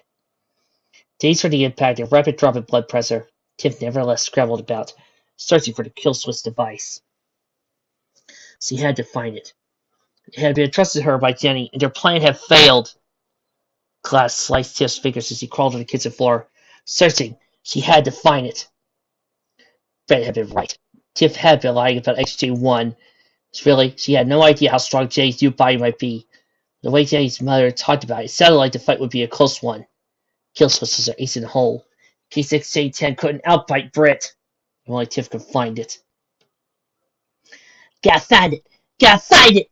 Tiff muttered, vitally grubbing handfuls of broken glass at her search. It's only when the ringing in her ears started to die down that she realized she wasn't alone. It was also just then that Tiff realized why she was making such little progress.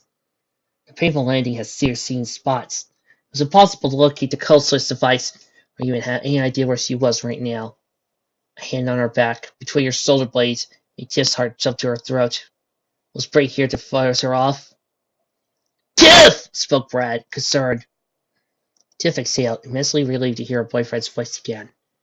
Brad picked Tiff off of the ground and rushed her to the living room, laying her gently on the couch, and began tending to her wounds. Looks like you had a bad head wound, possibly a concussion, stated Brad, looking her over. Checking her eyes, he saw the pupils randomly contracting and dilating, confirming his suspicions. Thank God I took all those years of scouting. Tiff was unable to see more than momentary faces of face. Threw up her arms to stop him. Think no time for that now. Just find the kill switch. You mean this thing? Queried Tuck, holding the odd dagger, safely trying Gizmo. Brad took the weapon from Tuck, and Tiff nodded vigorously. Her speech was slurred, as she struggled to explain before she lost consciousness. And that thing is an offensive. Chase that. Gus that Britt. He'll kill her. Take her powers. Kill her. Brad, you got her. Before she powers. Tiff lost the last of her strength and passed out. Brad waited by her side, checking to make sure Tiff's brain was staying and her pulse regular before standing up, kill switch in hand. Tuck, take care of Tiff here. I gotta go finish something. Outside and on, Missy and Jen waited. Using enhanced optical sensors, Jen watched the proceedings between Tiff and Britt from a distance, hoping her plan would succeed and Britt would be taken down without further violence. If not, the only thing that would hit Britt as hard and fast as possible, Tracy had enough raw power to overcome her. It was a kind of twist of fate that Jen now had Missy fighting by her side. It feels slightly more secure. In the meantime, the two made small talk. So, how was the wedding? Asked Jen, not taking her eyes off the distant cousins. I never made it, actually, responded Misty, stressing and practicing some rhythmic breathing. Queen Nutjob over there ambushed me just as I was about to leave Earth. Jen smiled at Misty's casual assaulting of Britt. Out of her corner eyes, she caught Misty smiling as well. She was glad they were at least raising each other's spirits. Too bad. It turns out I'm actually related to the Korean. Simply, sort of like separated birth kind of thing. No way, Misty returned pleasantly, and asked, does that mean you get a royal title too? Jen shrugged. Don't know. Guess might end up a cluster princess after all. The two friends laughed a little, careful not to lose their focus, but grateful to relieve what tension they could. Still watching their mutual enemy, Jen spoke. Misty, I really want to help you. Thank you for helping me with this. You're a true friend. Not at all, Misty returned. I owe this skank some serious payback. Or you forgot the tar feather incident at school. Always said the Crustcuts had this coming. Giggling a little at Misty's casual use of profanity, Tim insisted, well then, guess I owe you a Coke. Just making Misty miss. Pain tone, Misty said, please don't mess with liquids right now. Oh damn, Tim is down! Jenny interrupted, having just watched Britt seize her cousin hurl her through two windows. Luring ally, Jen warned, we got incoming. Britt came at them like a living fireball, rocketing from the demolished front of Jenny's house, barely through the air, straight into two teen heroes. lying on the ground a dozen yards from them, caused a circle of grass 10 feet wide to wilt and burn where Britt landed. That's the second time you've tried to strike at me through my emotions today. Must say I am impressed. Never thought you could be so underhanded, Jenny. Bravo. You've truly sunk into my level. I'm nothing like you, Britt, spat Jen with an undisguised tone of disgust. I just learned from my past encounters and my mistakes. Gesturing to her taller body, she added, I've grown up. Then cocking her head to one side, and gesturing to the remains of Francis's dead body, adoring Britt's form, she said, Well, you're still clinging to the past! Frowning intensely, Britt glared fiercely at XJ-10. Enough pleasantries. Time for you to die! The corona of air surrounding Britt flared in intensity, sending a wave of deadly destructive force speeding towards Jen.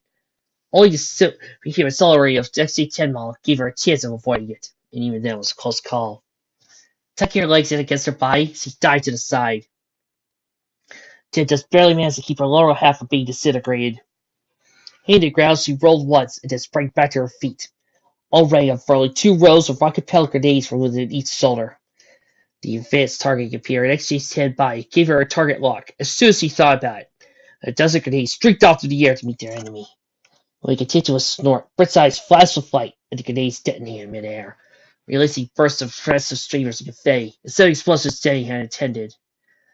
A second round followed, was diffused just as easily, but Jen knows something.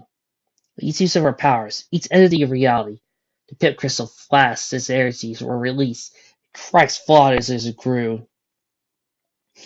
Jen cycled through her arsenal, releasing everything in rapid succession. Every attack was knocked aside just as simply as the first. Her laser cannon was converted to a harmless laser pointer. Her heat ray morphed into a hairdryer, and cold ray into a snow cone dispenser. Jen's ultrasonic weapon had its frequently CT'd to an annoying cellular ringtone. Rubber bullets were simply ignored, bouncing harmlessly off of Britt's armor. It was so annoyed it would be easily rebuffed. But Jen watched. Absurdly enough, each time Britt's crystal became less stable. Sick of being on the defensive, Britt decided to change her approach. XJ-9, or no, XJ-10 she opposed, was a living armory who was at her best when she has a distance from her opponent. Britt needed to change that. Focusing on the energies of the crystal into her own speed, strength, and vulnerability, Britt crossed and prepared to dash towards her opponent. That would take away Jen's ability to use much of her weaponry and put Britt into her element. Vicious, dirty, ruthless close combat. Then unexpectedly, Britt thought better of it. An uninvited thought interrupted her head, reminding her that she needed to account for the fast and nimble Misty, who had caused problems for her before. Britt didn't bother to wonder where this alien intrusion came into her mind. The task was easy enough for Britt, as simple as the plenty Jenny's attacks had been. She lowered her lips and purred a single word. Burn! Instantly, an immense wall of sickly green flame erupted from the ground, encircling XJ-10 and isolating her from her ally. Plunging headlong through the flames she has created, Britt crossed the jet with enough force to make the robotic response unit stagger back several steps. That's much better, isn't it? Britt grinned, striking a few more punches to either side of Jen's new face. An uppercut to Jen's chin sent her reeling until she was almost standing in a natural fire. Dozens of suitable ways to finish her off occurred to Britt in the span of a second. Picking one she liked, Britt reached out to grab Jenny by the collar and end this contest of strength.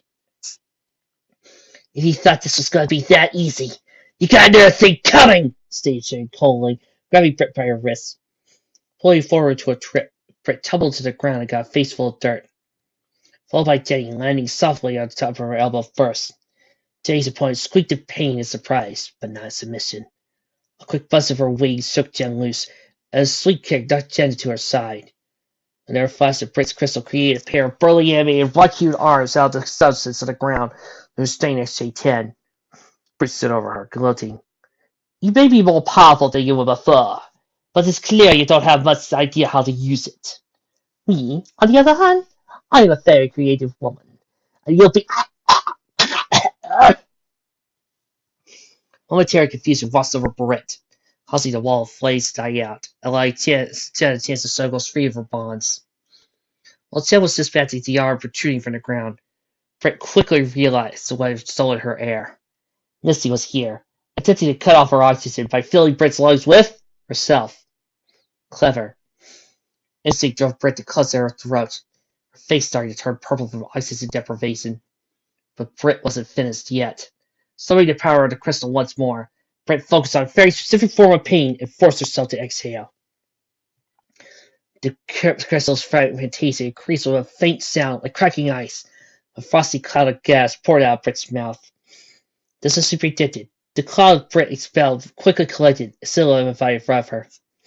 Misty appeared before her, curled into a fetal position, shivering badly. God was the defiance for Misty's features.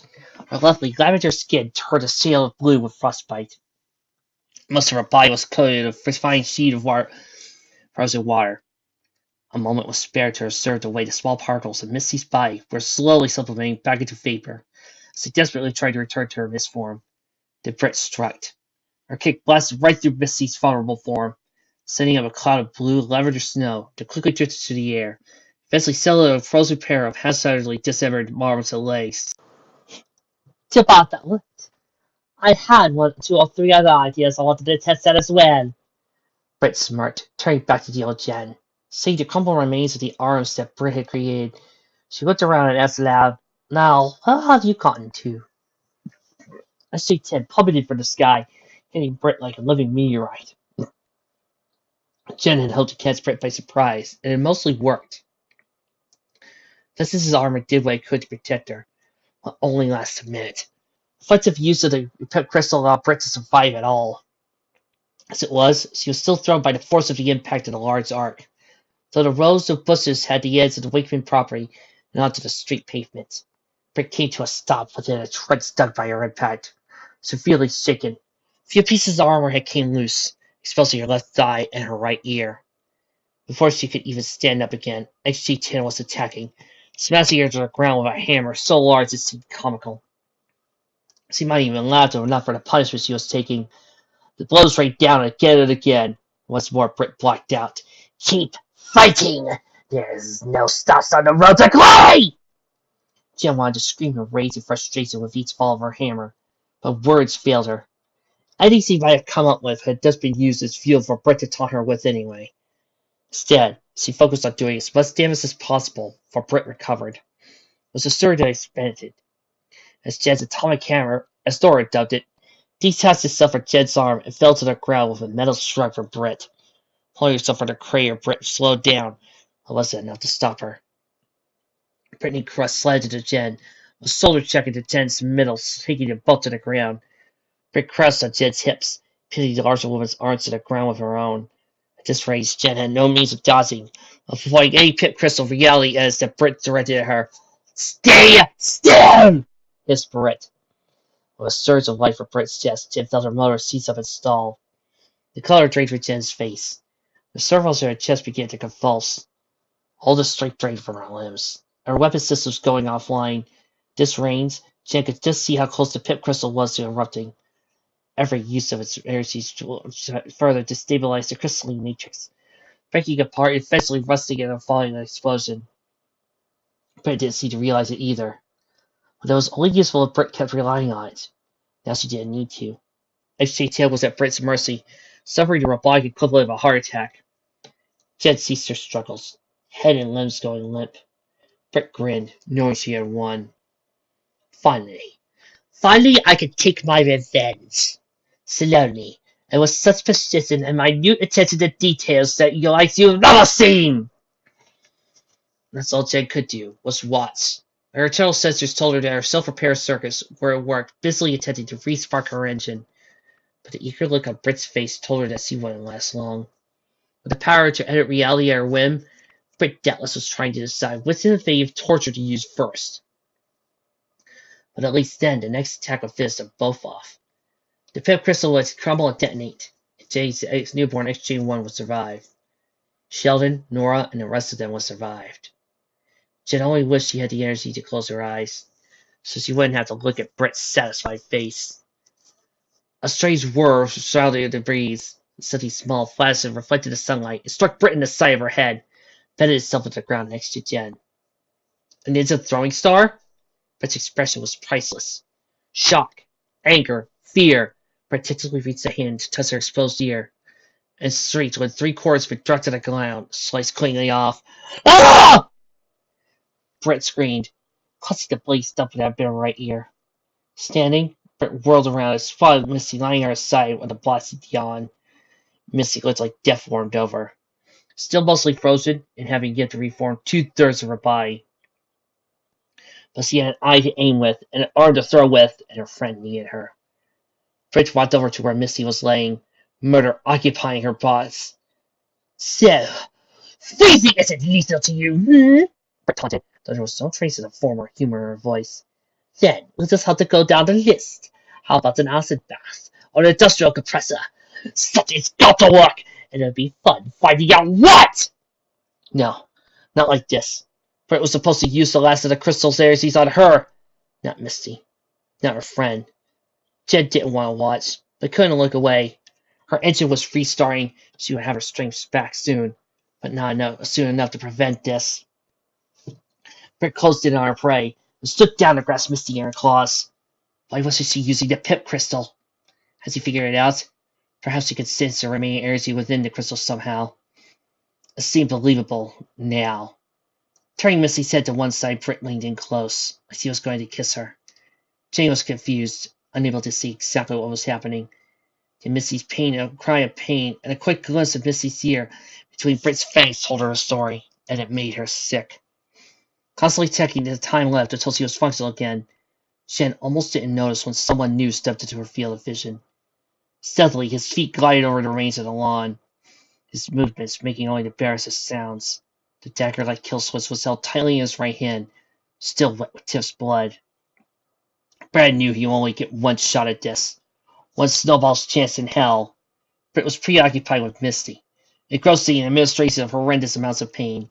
Misty's cry of anguish drowned out the sounds of his approach. When his blade made her even feel suffering she was responsible for.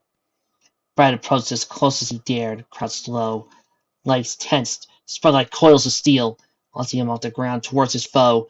The kill switch splitting the air in front of him, drawing inevitably closer to its target. Britt caught Brad's fist in her claw, the blade stopping inches from her face. She had seen him, or heard him, or sensed him somehow. She feigned ignorance and allowed him to approach. Then at the last second, snapped around and grabbed him, one claw on his throat and the other encircling his fist, and in turn held his weapon. Hello, Bradley, Britt said in pleasant English tones, a smile displaying Misty's blood staining her teeth and running down her chin. Brad didn't get a chance to respond. He only screamed as his right hand was brutally crushed around the quill switch he held, destroying the device and grinding its jagged fragments into the flesh of Brad's palm. Oh, I'm so sorry. Was that your plan B? Britt, thinking regret over the destruction of Moog's kill switch. She didn't even seem to know she'd broken half the bones of Brad's hand. With a twist of her arm, she added the bones of Brad's wrists to the list of, well, pathetic fool! Britt hissed, speaking over the sounds of Brad's pain. Insignificant speck! She screamed now, right in Brad's face. I am unbridled power. How can you hope to do anything? The only thing you ever done is waste my time! Exactly, Jen declared. His heartfelt desire was to carve Crumboggle up like a turkey. But she saw he had other matters to attend to. Her face was a mask of inhuman loathing as she felt for Jenny. Tossing Brad to the ground next to Misty, she turned her full attention to the newly recovered XJ-10. The XJ-10 who was now brandishing a buzzsaw from each arm. Jen glowered, gesturing threatening with the saws. Britt, when I get through with you! Nick, we're not playing that game anymore, Britt declared coldly, cutting Jen off. Britt straight through the air, gliding on her wings and dodging the swinging blades. A kick to the exact center of the left blade shattering it, rendering useless. That's the other game. Snapping about the Britt isn't here anymore. With both hands, Britt seized Jen's right arm at the wrist. Using every bit of clusterboard strength, she turned it back to its owner. The saw hovered at XJ-10's neck. That all changed when you took my fucking arm! Subbing hard, Britt forced the buzzsaw down, tearing into Jen's neck and decapitating the robot hero. Jenny! Brad whimpered, his formerly fiery spirit gone. He cradled the comatose Misty in his arms, thankful she didn't witness what he had just had. Heavy, fat snowflakes fell to the sky. adding to the sudden silence that fell over the battlefield when the buzzsaw choked and died. Thick black oil pumped from the stump of Jenny's neck into the growing pool on the ground. Fred's heavy breathing escaped as clouds of vapor into the cold air. Gradually quieting as her frantically beating heart gradually calmed, the pumping fluid slowed and dried up altogether. As Jenny's motors stalled from the loss of pressure finally quit. She expected to feel elation, bliss. Where was the joy Britt had expected? There was a certain calm, true, but under that, in the core of her being, Britt only felt the familiar anger that had been building for years. Where was her happiness? Did she deserve to be finally happy after all she sacrificed? Picking XJ-10 Iva's head off the ground, she held it before her. You cheated on me yet again! The familiar feelings of hatred returned to her, fitting into place like an old favorite piece of clothing. Britt stared at the glassy eyes of Jenny's bossy head, braying it. I am the most powerful being on the planet. Every life of every man, woman, and child is my plaything to dispose of as I wish. But all I can think about is you. Why? You're a horrid, unnatural mental freak, but everything you do is right. Everyone loves you. That's why you have to be destroyed. Just look! Britt turned the lifeless heads to show the devastation around them. The gravely injured Brad and Misty, direct front of their house. The corpses of Jenny's younger siblings. In all directions, the once happy suburbs of Tremerton were replaced with smoldering craters of ruined buildings. You see, you wrecked everything. I was supposed to have the love. I was the popular one, you understand. So I had to get rid of you. It only made sense. But now, it's all gone. There's no empire left for me to rule. How did you do it? How did you make me and make them love you and hate me? Well, Britt shook her head angrily. Say something! She screamed. Britt raged, gripping her head so hard her claws pierced the metal skin. And again, she smashed the head against the ground, giving it to the familiar, comforting rage. The only thing that ever made her feel even the slightest bit better. You have to tell me. I must know! As Jane's tin head came down once more, cracked against a small rock. Britt stopped shaking it. Her attention grabbed by the dark crack down Sarah Jane's face. With mighty exertion of strength, Britt pulled back the cracked wire, prying apart the two halves of the head. Inside was not the cybernetic brain that Britt had expected. Inside was a spiry metal component that Britt recognized as the remote control module taken out of the silver shell. Where is she? Where is XJ9? In the relative calm and quiet of Mrs. Wakeman's damaged, jury-rigged basement lab, Jenny took stock of her situation. The house's defenses were decimated. The kill switch had been destroyed. Brad, Misty, and Tiff needed hospital attention. Sheldon was worse. The XJ-10, even more so. Hey, wake up, sleepyhead, Jenny spoke softly, attempting to rouse her sleeping daughter. She was amazed her new baby could sleep so soundly, undisturbed by the sounds of battle filtering in from above. She remained perfectly serene, cuddling her mother's arms as she nursed for Jenny's breast, feeding and downloading packets of useful data. Jenny still hadn't settled on a name for the new arrival, but she had considered shortening J1 into Jane, or more phonetically, June. Moving her nipple from the mouth, Jenny placed her top as June yawned and blinked her eyes sleepily. She looked down to her daughter's bright unconscious 9. Sorry to wake you up again, but Molly's going to go for a bit. She has one more thing to take care of. She unplugged herself from the remote control system that Moog and Nora cobbled together, no longer needing it.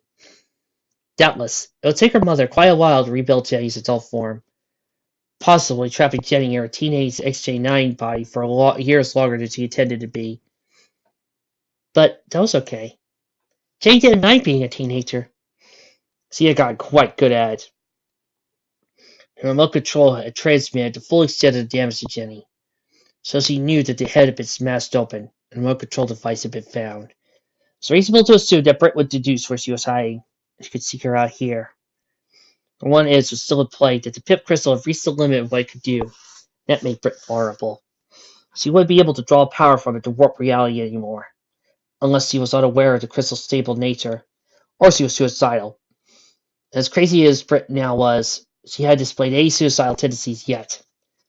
Homicidal, and possibly genocidal, but not suicidal. Getting up the examination table that also served as the recovery bed, Jenny stretched her legs to work out some of the kinks. While Britt had been fighting SJ-10, SJ-9 had been recharging and recovering from the ordeal of childbirth. She was still tired and sore, and doubted her hips would ever quite be the same again, but at least she could walk. She could fight.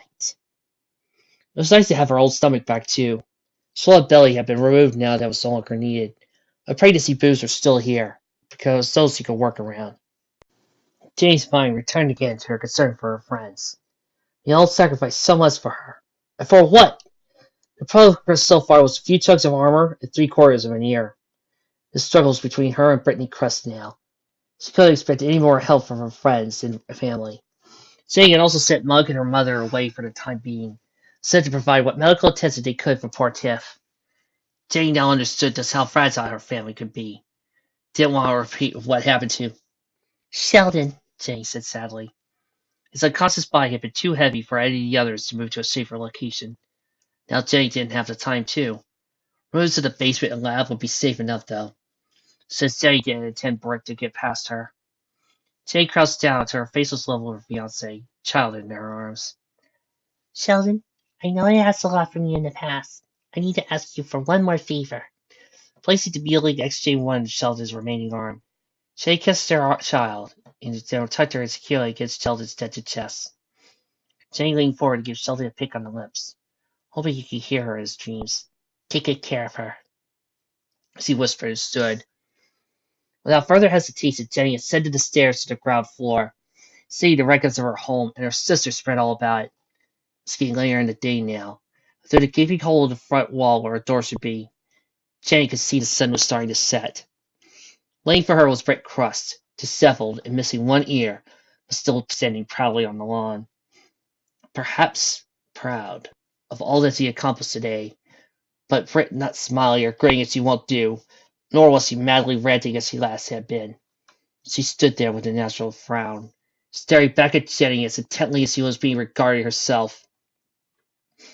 As if to break the silence, Britt snidely started mimicking the sound of church bells, going bong, bong. What the hell is that? Jenny asked, no mood for Britt's deranged antics. She lost so much today. Her friends had been gravely hurt, and all Britt paid for it was a measly ear. Jenny couldn't wait to wipe the smirk off Britt's face. It's your death, Nia, explained Britt, falling to a loose fighting stance. You tricked me. That's why your death held no satisfaction for me. But this time, I'll be sure you're really dead. Even if it means I have to scoop out your electronic brain and eat it piece by piece. That will be a truly glorious kill. Jenny followed suit, raising her fists and making sure all her battle systems were ready. She only had to beat a roughed up Fexus now. Wait until Brits and Pieces got her to use the pip crystal again. You know what the definition of insanity is, Britt? Doing the same thing twice and expecting a different result. Oh, no. This will be different. This won't be any hollow death like last time. I'm going to start slow, cough you up, and pull out each cog and circuit board one by one. I'll tease it out over days and build it to the final climax of your death. Jenny gritted her teeth, knuckles flexing. Britt, I just gave birth. Compared to that, anything you're capable of inflicting on me will feel like a pleasant daydream. Calculating the most efficient route to Britt possible, Jenny prepared herself to hold nothing back. Do your worst. With that, the battle was joined. Jenny and Britt each sprung forward, clawing in the air and trading blows with a flurry of motion. Britt's claws slashed at Jenny's face and shoulders, leaving long welts on her cheeks and down her arms. Jenny impacted against Britt's ribs, forward momentum knocking Britt out of the air and sending him both crashing to the ground. Six flashing swords keep stabbing down at Britt, intent on turning her to a human pincushion. Britt turned to the side at the last possible moment and sprung to her feet, leaving Jenny's swords to impale on the soft, sore earth. A swift kick into Britt's cluster-head's legs snapped the swords in two, and Jenny abandoned the now useless weapons. With a gesture, Jenny extended her laser blaster for her forearm, and nearly managed to tag Britt with it before Britt took to the skies of buzzing wings. Firing more shots for the ground was useless. Her speed in the air was too much for XJ-9 targeting systems to handle. Firing of pigtail jets put Jenny in the air, closing the distance between them. Once in the air, Jenny continued to pepper bursts of laser fire at Britt, occasionally managing to hit her with glancing blasts. With each hit, a little puff of black smoke told of the scorching that Britt's armor was receiving. Jenny drew closer and closer, accuracy increasing. One good headshot would. Britt's momentum abruptly changed, now spiraling back towards Jenny, quickly colliding with her in midair. Bracing her arms defensively, Jenny felt her laser gun wrenched from her arm, cut side of it falling towards the ground out of the corner of her eye. Brett's claws were going to go work on her again, and Jenny knew her protective skin would soon be pierced, and her air machinery exposed if he didn't do something quick. A punch to the gut slowed Britt down. Another punch across her jaw told her she would need to change her approach. Without augmentation for the crystal, it seemed Jenny was still slightly slower than Britt, though Britt was faster. It now appeared entirely close combat was no longer Britt's best tactic. Britt growled, expressing her displeasure. Both hands she reached for Jenny's head, and their struggle caught hold of one of Jenny's pigtails instead. Taking what she could get, Britt ripped out Jenny's hair, tearing one pigtail loose and leaving the other broken. Jenny suddenly pummeling to the ground.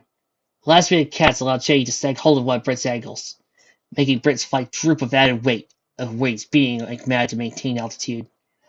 "No!" shouted Jenny as she hung on for all she wore, Britt desperately trying to shake her loose. "Let go of me, you parasite!" Britt roared, kicking her heel at Jenny's fingers.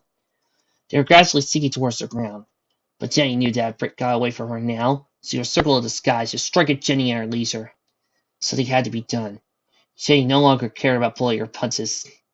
Slumping out her free arm into a monstrously sized kinetic clamp, Jenny seized Britt's insect-like wings by the root.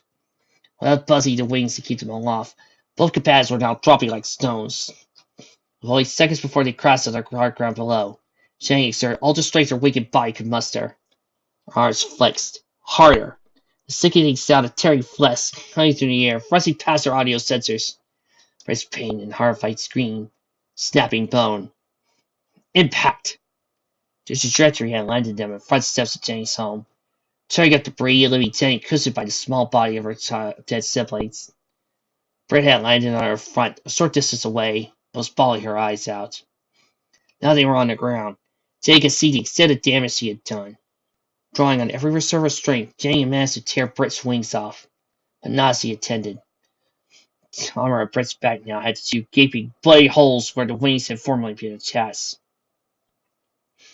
Peering closely at Britt's violently heaving back, Jenny could discern torn skin and muscle tissue, loose fragments of Britt's bracket and severed shoulder blades. Did she also see snapped ribs? Vertebrae? "How could you?" screamed Britt through tears, blood pouring in rivers down her back.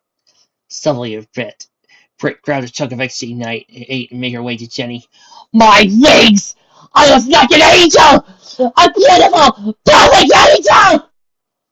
Britt slid the hunk of Jenny's younger sister down on her, beating her until the fragment XJ-8 began to fall apart. "How dare you defile such perfection! You're a monster!" "You're not making sense! This doesn't make sense!" Jenny squeaked, unable to understand how Britt was even moving her arms without saying shoulder blades. Jenny kicked at Britt, pushing her away and making her drop her crude weapon. Britt's interpretation of reality was just left Jenny at a loss for words. The loathing that motivated this girl to attack Jenny through the pain still left her crippled. Part of Jenny wondered what herself might look like seen through Britt's eyes. Part of her was scared to find out. Britt's sobbing society had transformed. She was quietly laughing now, holding it back but unable to keep a torrent of giggles escaping her lips. Jenny got out as fast as she could, wary of Britt being able to allow any time to come up with a new tactic. As soon as she stood, she saw the source of Britt's happiness. From the bloody stuff that Jenny had torn out of Britt's back grew new wings. They were still the membraneous, dragonfly wings of Hephaestus, but they were no longer merely implants. They were a part of her! The metal frame and the wings merged seamlessly with Britt's healed flesh. Jenny knew that if she managed to injure these wings, they would bleed as any other part of the human body would. Right under Britt's chest, Jenny spotted the familiar glow that made this. She hesitated to call it a miracle, except in purely statistical sense possible. Standing up and facing her, Britt looked at Jenny dead on and smiled, her laughter finally dying off. The pip crystal in her hand vibrated, its back crackles of energy, sizzling against Britt's palm like the fat of a frying pan. Jenny took a cautious step backwards, knowing what was coming. Should she stall with more insults, try to get Britt to gloat? Vanity was clearly one of Britt's flaws, somehow surviving Britt's descent into insanity virtually unchanged. The pip crystal would detonate any moment now, and Britt would be consumed in subatomic fires. Jenny extended her flight wings to give her a quick boost of momentum, ready a huge quantity of plucked Jenny's wings with. She would need time to adjust this right. To fling Britt into the crystal in the air to keep the explosion from demolishing the house or hurting anyone she cared about. Oh, please, as if I'm not stupid, snorted Britt. The crystal shook violently, building into a critical mass. But I want you to feel really dumb about what happens next. Without looking, Britt casually tossed the crystal across the foyer towards the stairs leading to the basement. Jenny lunged, firing what was left of her flight systems and shifting her power into getting as much acceleration as possible. Her baby was down there. She needed to catch this. The world around her blurred from the speed she moved at. She needed to grab it and stuff it down Britt's smirking mouth. The crystal spun through the air, flipping end over end towards its target. Jenny's fingertips clanked against the glass-like surface. Jenny felt a tug on her ankle, Britt's fingers. Her momentum lost. Jenny dropped to the ground. The crystal fell from her grasp, tumbled through the air, fell down into the cellar where the remains of the lab were, where Sheldon and the baby were. A musical series of clanks sounded from each step on the crystal's descent to the bottom of the staircase. It seemed to last forever, and Jenny couldn't do a thing to stop it. A soundless flash of light overloaded Jenny's optical sensors, and the heat burned her face. Then all of a sudden, the house was collapsing. But so far, the structural integrity had finally been eroded past the point of no return, and it fell in large chunks around Jenny. The last thing she could think of was to push herself forward with both arms, laying herself down to the stairs to the rooms of the basement. Long minutes were filled with the roar of the house's death throes, and Jenny only had the darkness to comfort her, her eyes needing time to recalibrate themselves. A simple pilot light in her fingertip provided Jenny with illumination in the cavity that had formed. A pocket of air remained trapped under the tons of rubble above. In time, Jenny could dig herself without any difficulty. But that was not her concern right now. A limp arm was the first sign of them. Sheldon's forearm.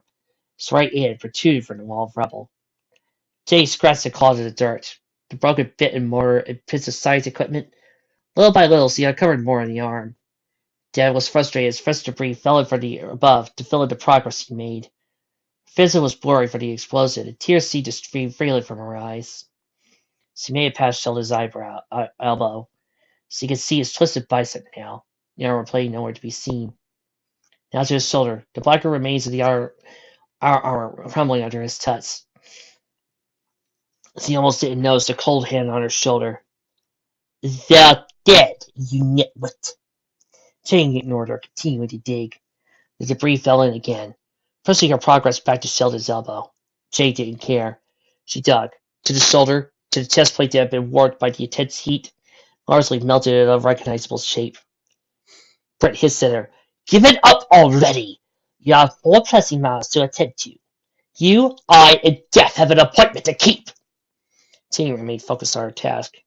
Even though she couldn't see what she was doing through tears and sobs, she could almost feel Sheldon's torso now, annoyed with the dark thing raking at her shoulder. Jenny snapped. Believe it or not, Britt, you're not what I'm concerned with right now! Don't pretend, Britt chided. I'm going to leave you buried down here when you're dead, so it's not like anyone can see you act all selfless and brave. Jenny ignored her, digging. Frustrated, but seized Jenny by the shoulders and spun her around, pinning her to the ground. You can't just ignore me, Britt said angrily, savagely Jenny over her claws. You want to give up and die! Fight by me! It's about time you accepted the inevitability of your demise! I'm not giving up. I'll never give up! Jenny sobbed, lifting her arms and seizing Britt around the neck. Britt returned to the gesture, drawing Jenny in return. She grinned in the darkness. Ah, so you're driven by revenge then? How very fitting. So be it. We shall destroy each other in this pit, consumed by a mutual hatred. Jenny gritted her teeth. It pained her to waste words on Britt. It's not revenge or hatred. You've become an abomination, Britt. Can't you see yourself? You need to be destroyed for the good of the goddamn universe! Britt's smile faded, replaced with confusion. You're doing this out of altruism. The revenge she understood. Britt understood survival instinct. The concept that Jane might be willing to kill her to preserve her own life or that of her offspring. Dad doing this ended. Britt vanquished by a stronger opponent. Then that would be a solid ending for her. But this, it couldn't be. Your family is dead. Your baby is dead. You'll be dead! Britt raised, trying to communicate the concept to Jenny. There was no hope. No point or meaning to it. Jenny's life would end tragically. The universe would not care. Galaxies would quit spinning without a tear. Jenny's last moment would be the experience of the cosmic rejection that had become Britt's entire life. She had to understand that. Before Britt had killed her, she had to make sure Jenny understood why she was dying. That the universe was a cold one. None of the heroic deeds Jenny had filled her life with had changed the fact of the slightest. Even as Britt's claws burrowed into Jenny's neck, tears she shed were for her loved ones, not herself. Though her vocalized wrists were damaged by their tree claws, Jenny gasped, "That doesn't mean I'm going to quit!" Britt gasped, her eyes bugged out, her breath stolen away. This was Jenny at her core. Stepped up a vague pretense, to beat to lie or put on a show for benefit of eyewitnesses. Britt was looking at Jenny's soul laid out before her. Clearly the teenage robot had a soul. It was noble and good and caring, and everything that Britt had lacked. Everything that Britt had loathed. Even with face of certain annihilation, Jenny's spirit did not waver from its nature. It remained true to the highest ideals of humanity. Jenny was a better human being than Britt could ever be, no matter how long she might live. What was worse, indefinitely worse, meant Britt had been wrong. Wrong all along. If Britt had a soul, it was long dead now. It was all her own fault. She had taken the pain and rejection in her life and fostered it. Done everything she could to enhance the pain, because it could be her weapon against which that she had envied. Jenny was right. She was wrong. That's why happiness escaped her. Jenny was not to blame. Britt was. She had killed her own chance at a happy ending a long time ago. Wrong. Wrong. Wrong! Felt like acid in her brain. Her ego was consumed by her id, was just burned out of the pile of her idealized self. Like a frayed piece of cloth, the last vestiges of the person called Brittany Crust became unraveled and dissolved in eternal waters of insanity. This left the only burning pit of hatred that survived the death of the tyrant Infectus. Released of Britt's control. Now a dying fragment of Infectus snapped all bonds of reason, setting her free. Britt's strength surged, her claw tearing at Jenny's shoulders and shaking the badly damaged robot. The two of them thrashed against each other, Britt shivering and foaming at the mouth. Britt was dead. It was only the ghost of Infectus that kept the body alive now. It was clear to Jenny when she looked into Britt's bloodshot eyes that she was no longer a person, only a mad dog that needed to be put down. Sadly, Jenny was not in a position to do anything about it. Her strength had already waned. While Britt's body was strong and vile, unable to keep Britt back, her enemy came down on Jenny and clenched her teeth on Jenny's neck. This would be how they find her someday, throat ripped out by a rabid beast. Though she could not see past the frenzied creature bearing down on her, Jenny detected a faint clatter from the top of the side of the chamber they occupied. Fighting to turn her head, Jenny pushed past Britt and saw what made her gasp. Her newborn daughter was there, squirming out into the open with a tiny pocket of shelter created by Sheldon's chest plate. How was this possible? Had June been shielded by Sheldon's carapace when the crystal detonated? Perhaps if he rolled aside to shield her at just the right moment. Jenny's heart leapt. It didn't matter. She didn't care. Her baby was unharmed, aside from a few minor scorch marks, unharmed, rapidly crawling her way over to Jenny and Britt. "No! Stay back, baby! It's not safe for you over here!" Jenny commanded. Not safe was an understatement, considering the feral state that Britt had descended into. She would sooner place the baby in a den or a family of Wolverines. Her baby continued on, heedless of the danger of her mother's warnings. No time at all, June was next to her, trying to crawl over Jenny's chest and put her Britt in her way. Britt was howling now, rocking her way on top of Jenny while biting and clawing continuously. Annoyed, June yawned her mouth as wide as she could manage and Britt put out on the arm with a single crooked tooth. Britt's stabbing ceased, replaced by a sharp yell of pain. Free from Britt's attack, Jenny quickly snatched her dart away before Britt forcibly took her loose and held her string close to her chest. In front of them, Britt underwent a startling range of motions. First, she convulsed a violent seizure, flaring her arms about wildly. This died down to a heavy shaking, like she was suffering from shock or hypothermia, forcing Britt to fall to the ground. Jenny looked on, amazed. Britt retched. She choked and spasmodically buzzed her newly regrown rings. Britt's torso heaved. For a moment, Jenny feared Britt's heart might burst out of her chest. Finally, Britt rolled to a fetal position, long thin limbs drawing inwards hereby, like an old, dried-up insect carcass. Good girl. Good girl. Jenny gasped, as much ready to stay her own nerves as to calm the child. June waved her arms, trying to reach out for her mother's bosom, started crying when she fell to be bed. Jenny rocked back and forth, soothing her baby. Shh, shh. Mommy's got you now, she cooed, keeping her eyes locked on Britt's immobile form, pausing for any sign of movement, even breathing. Mommy's got you. Everything's gonna be alright. Are you folks still here? Good job! I haven't had a long one like that in ever! Woo! Epilogue! Next time!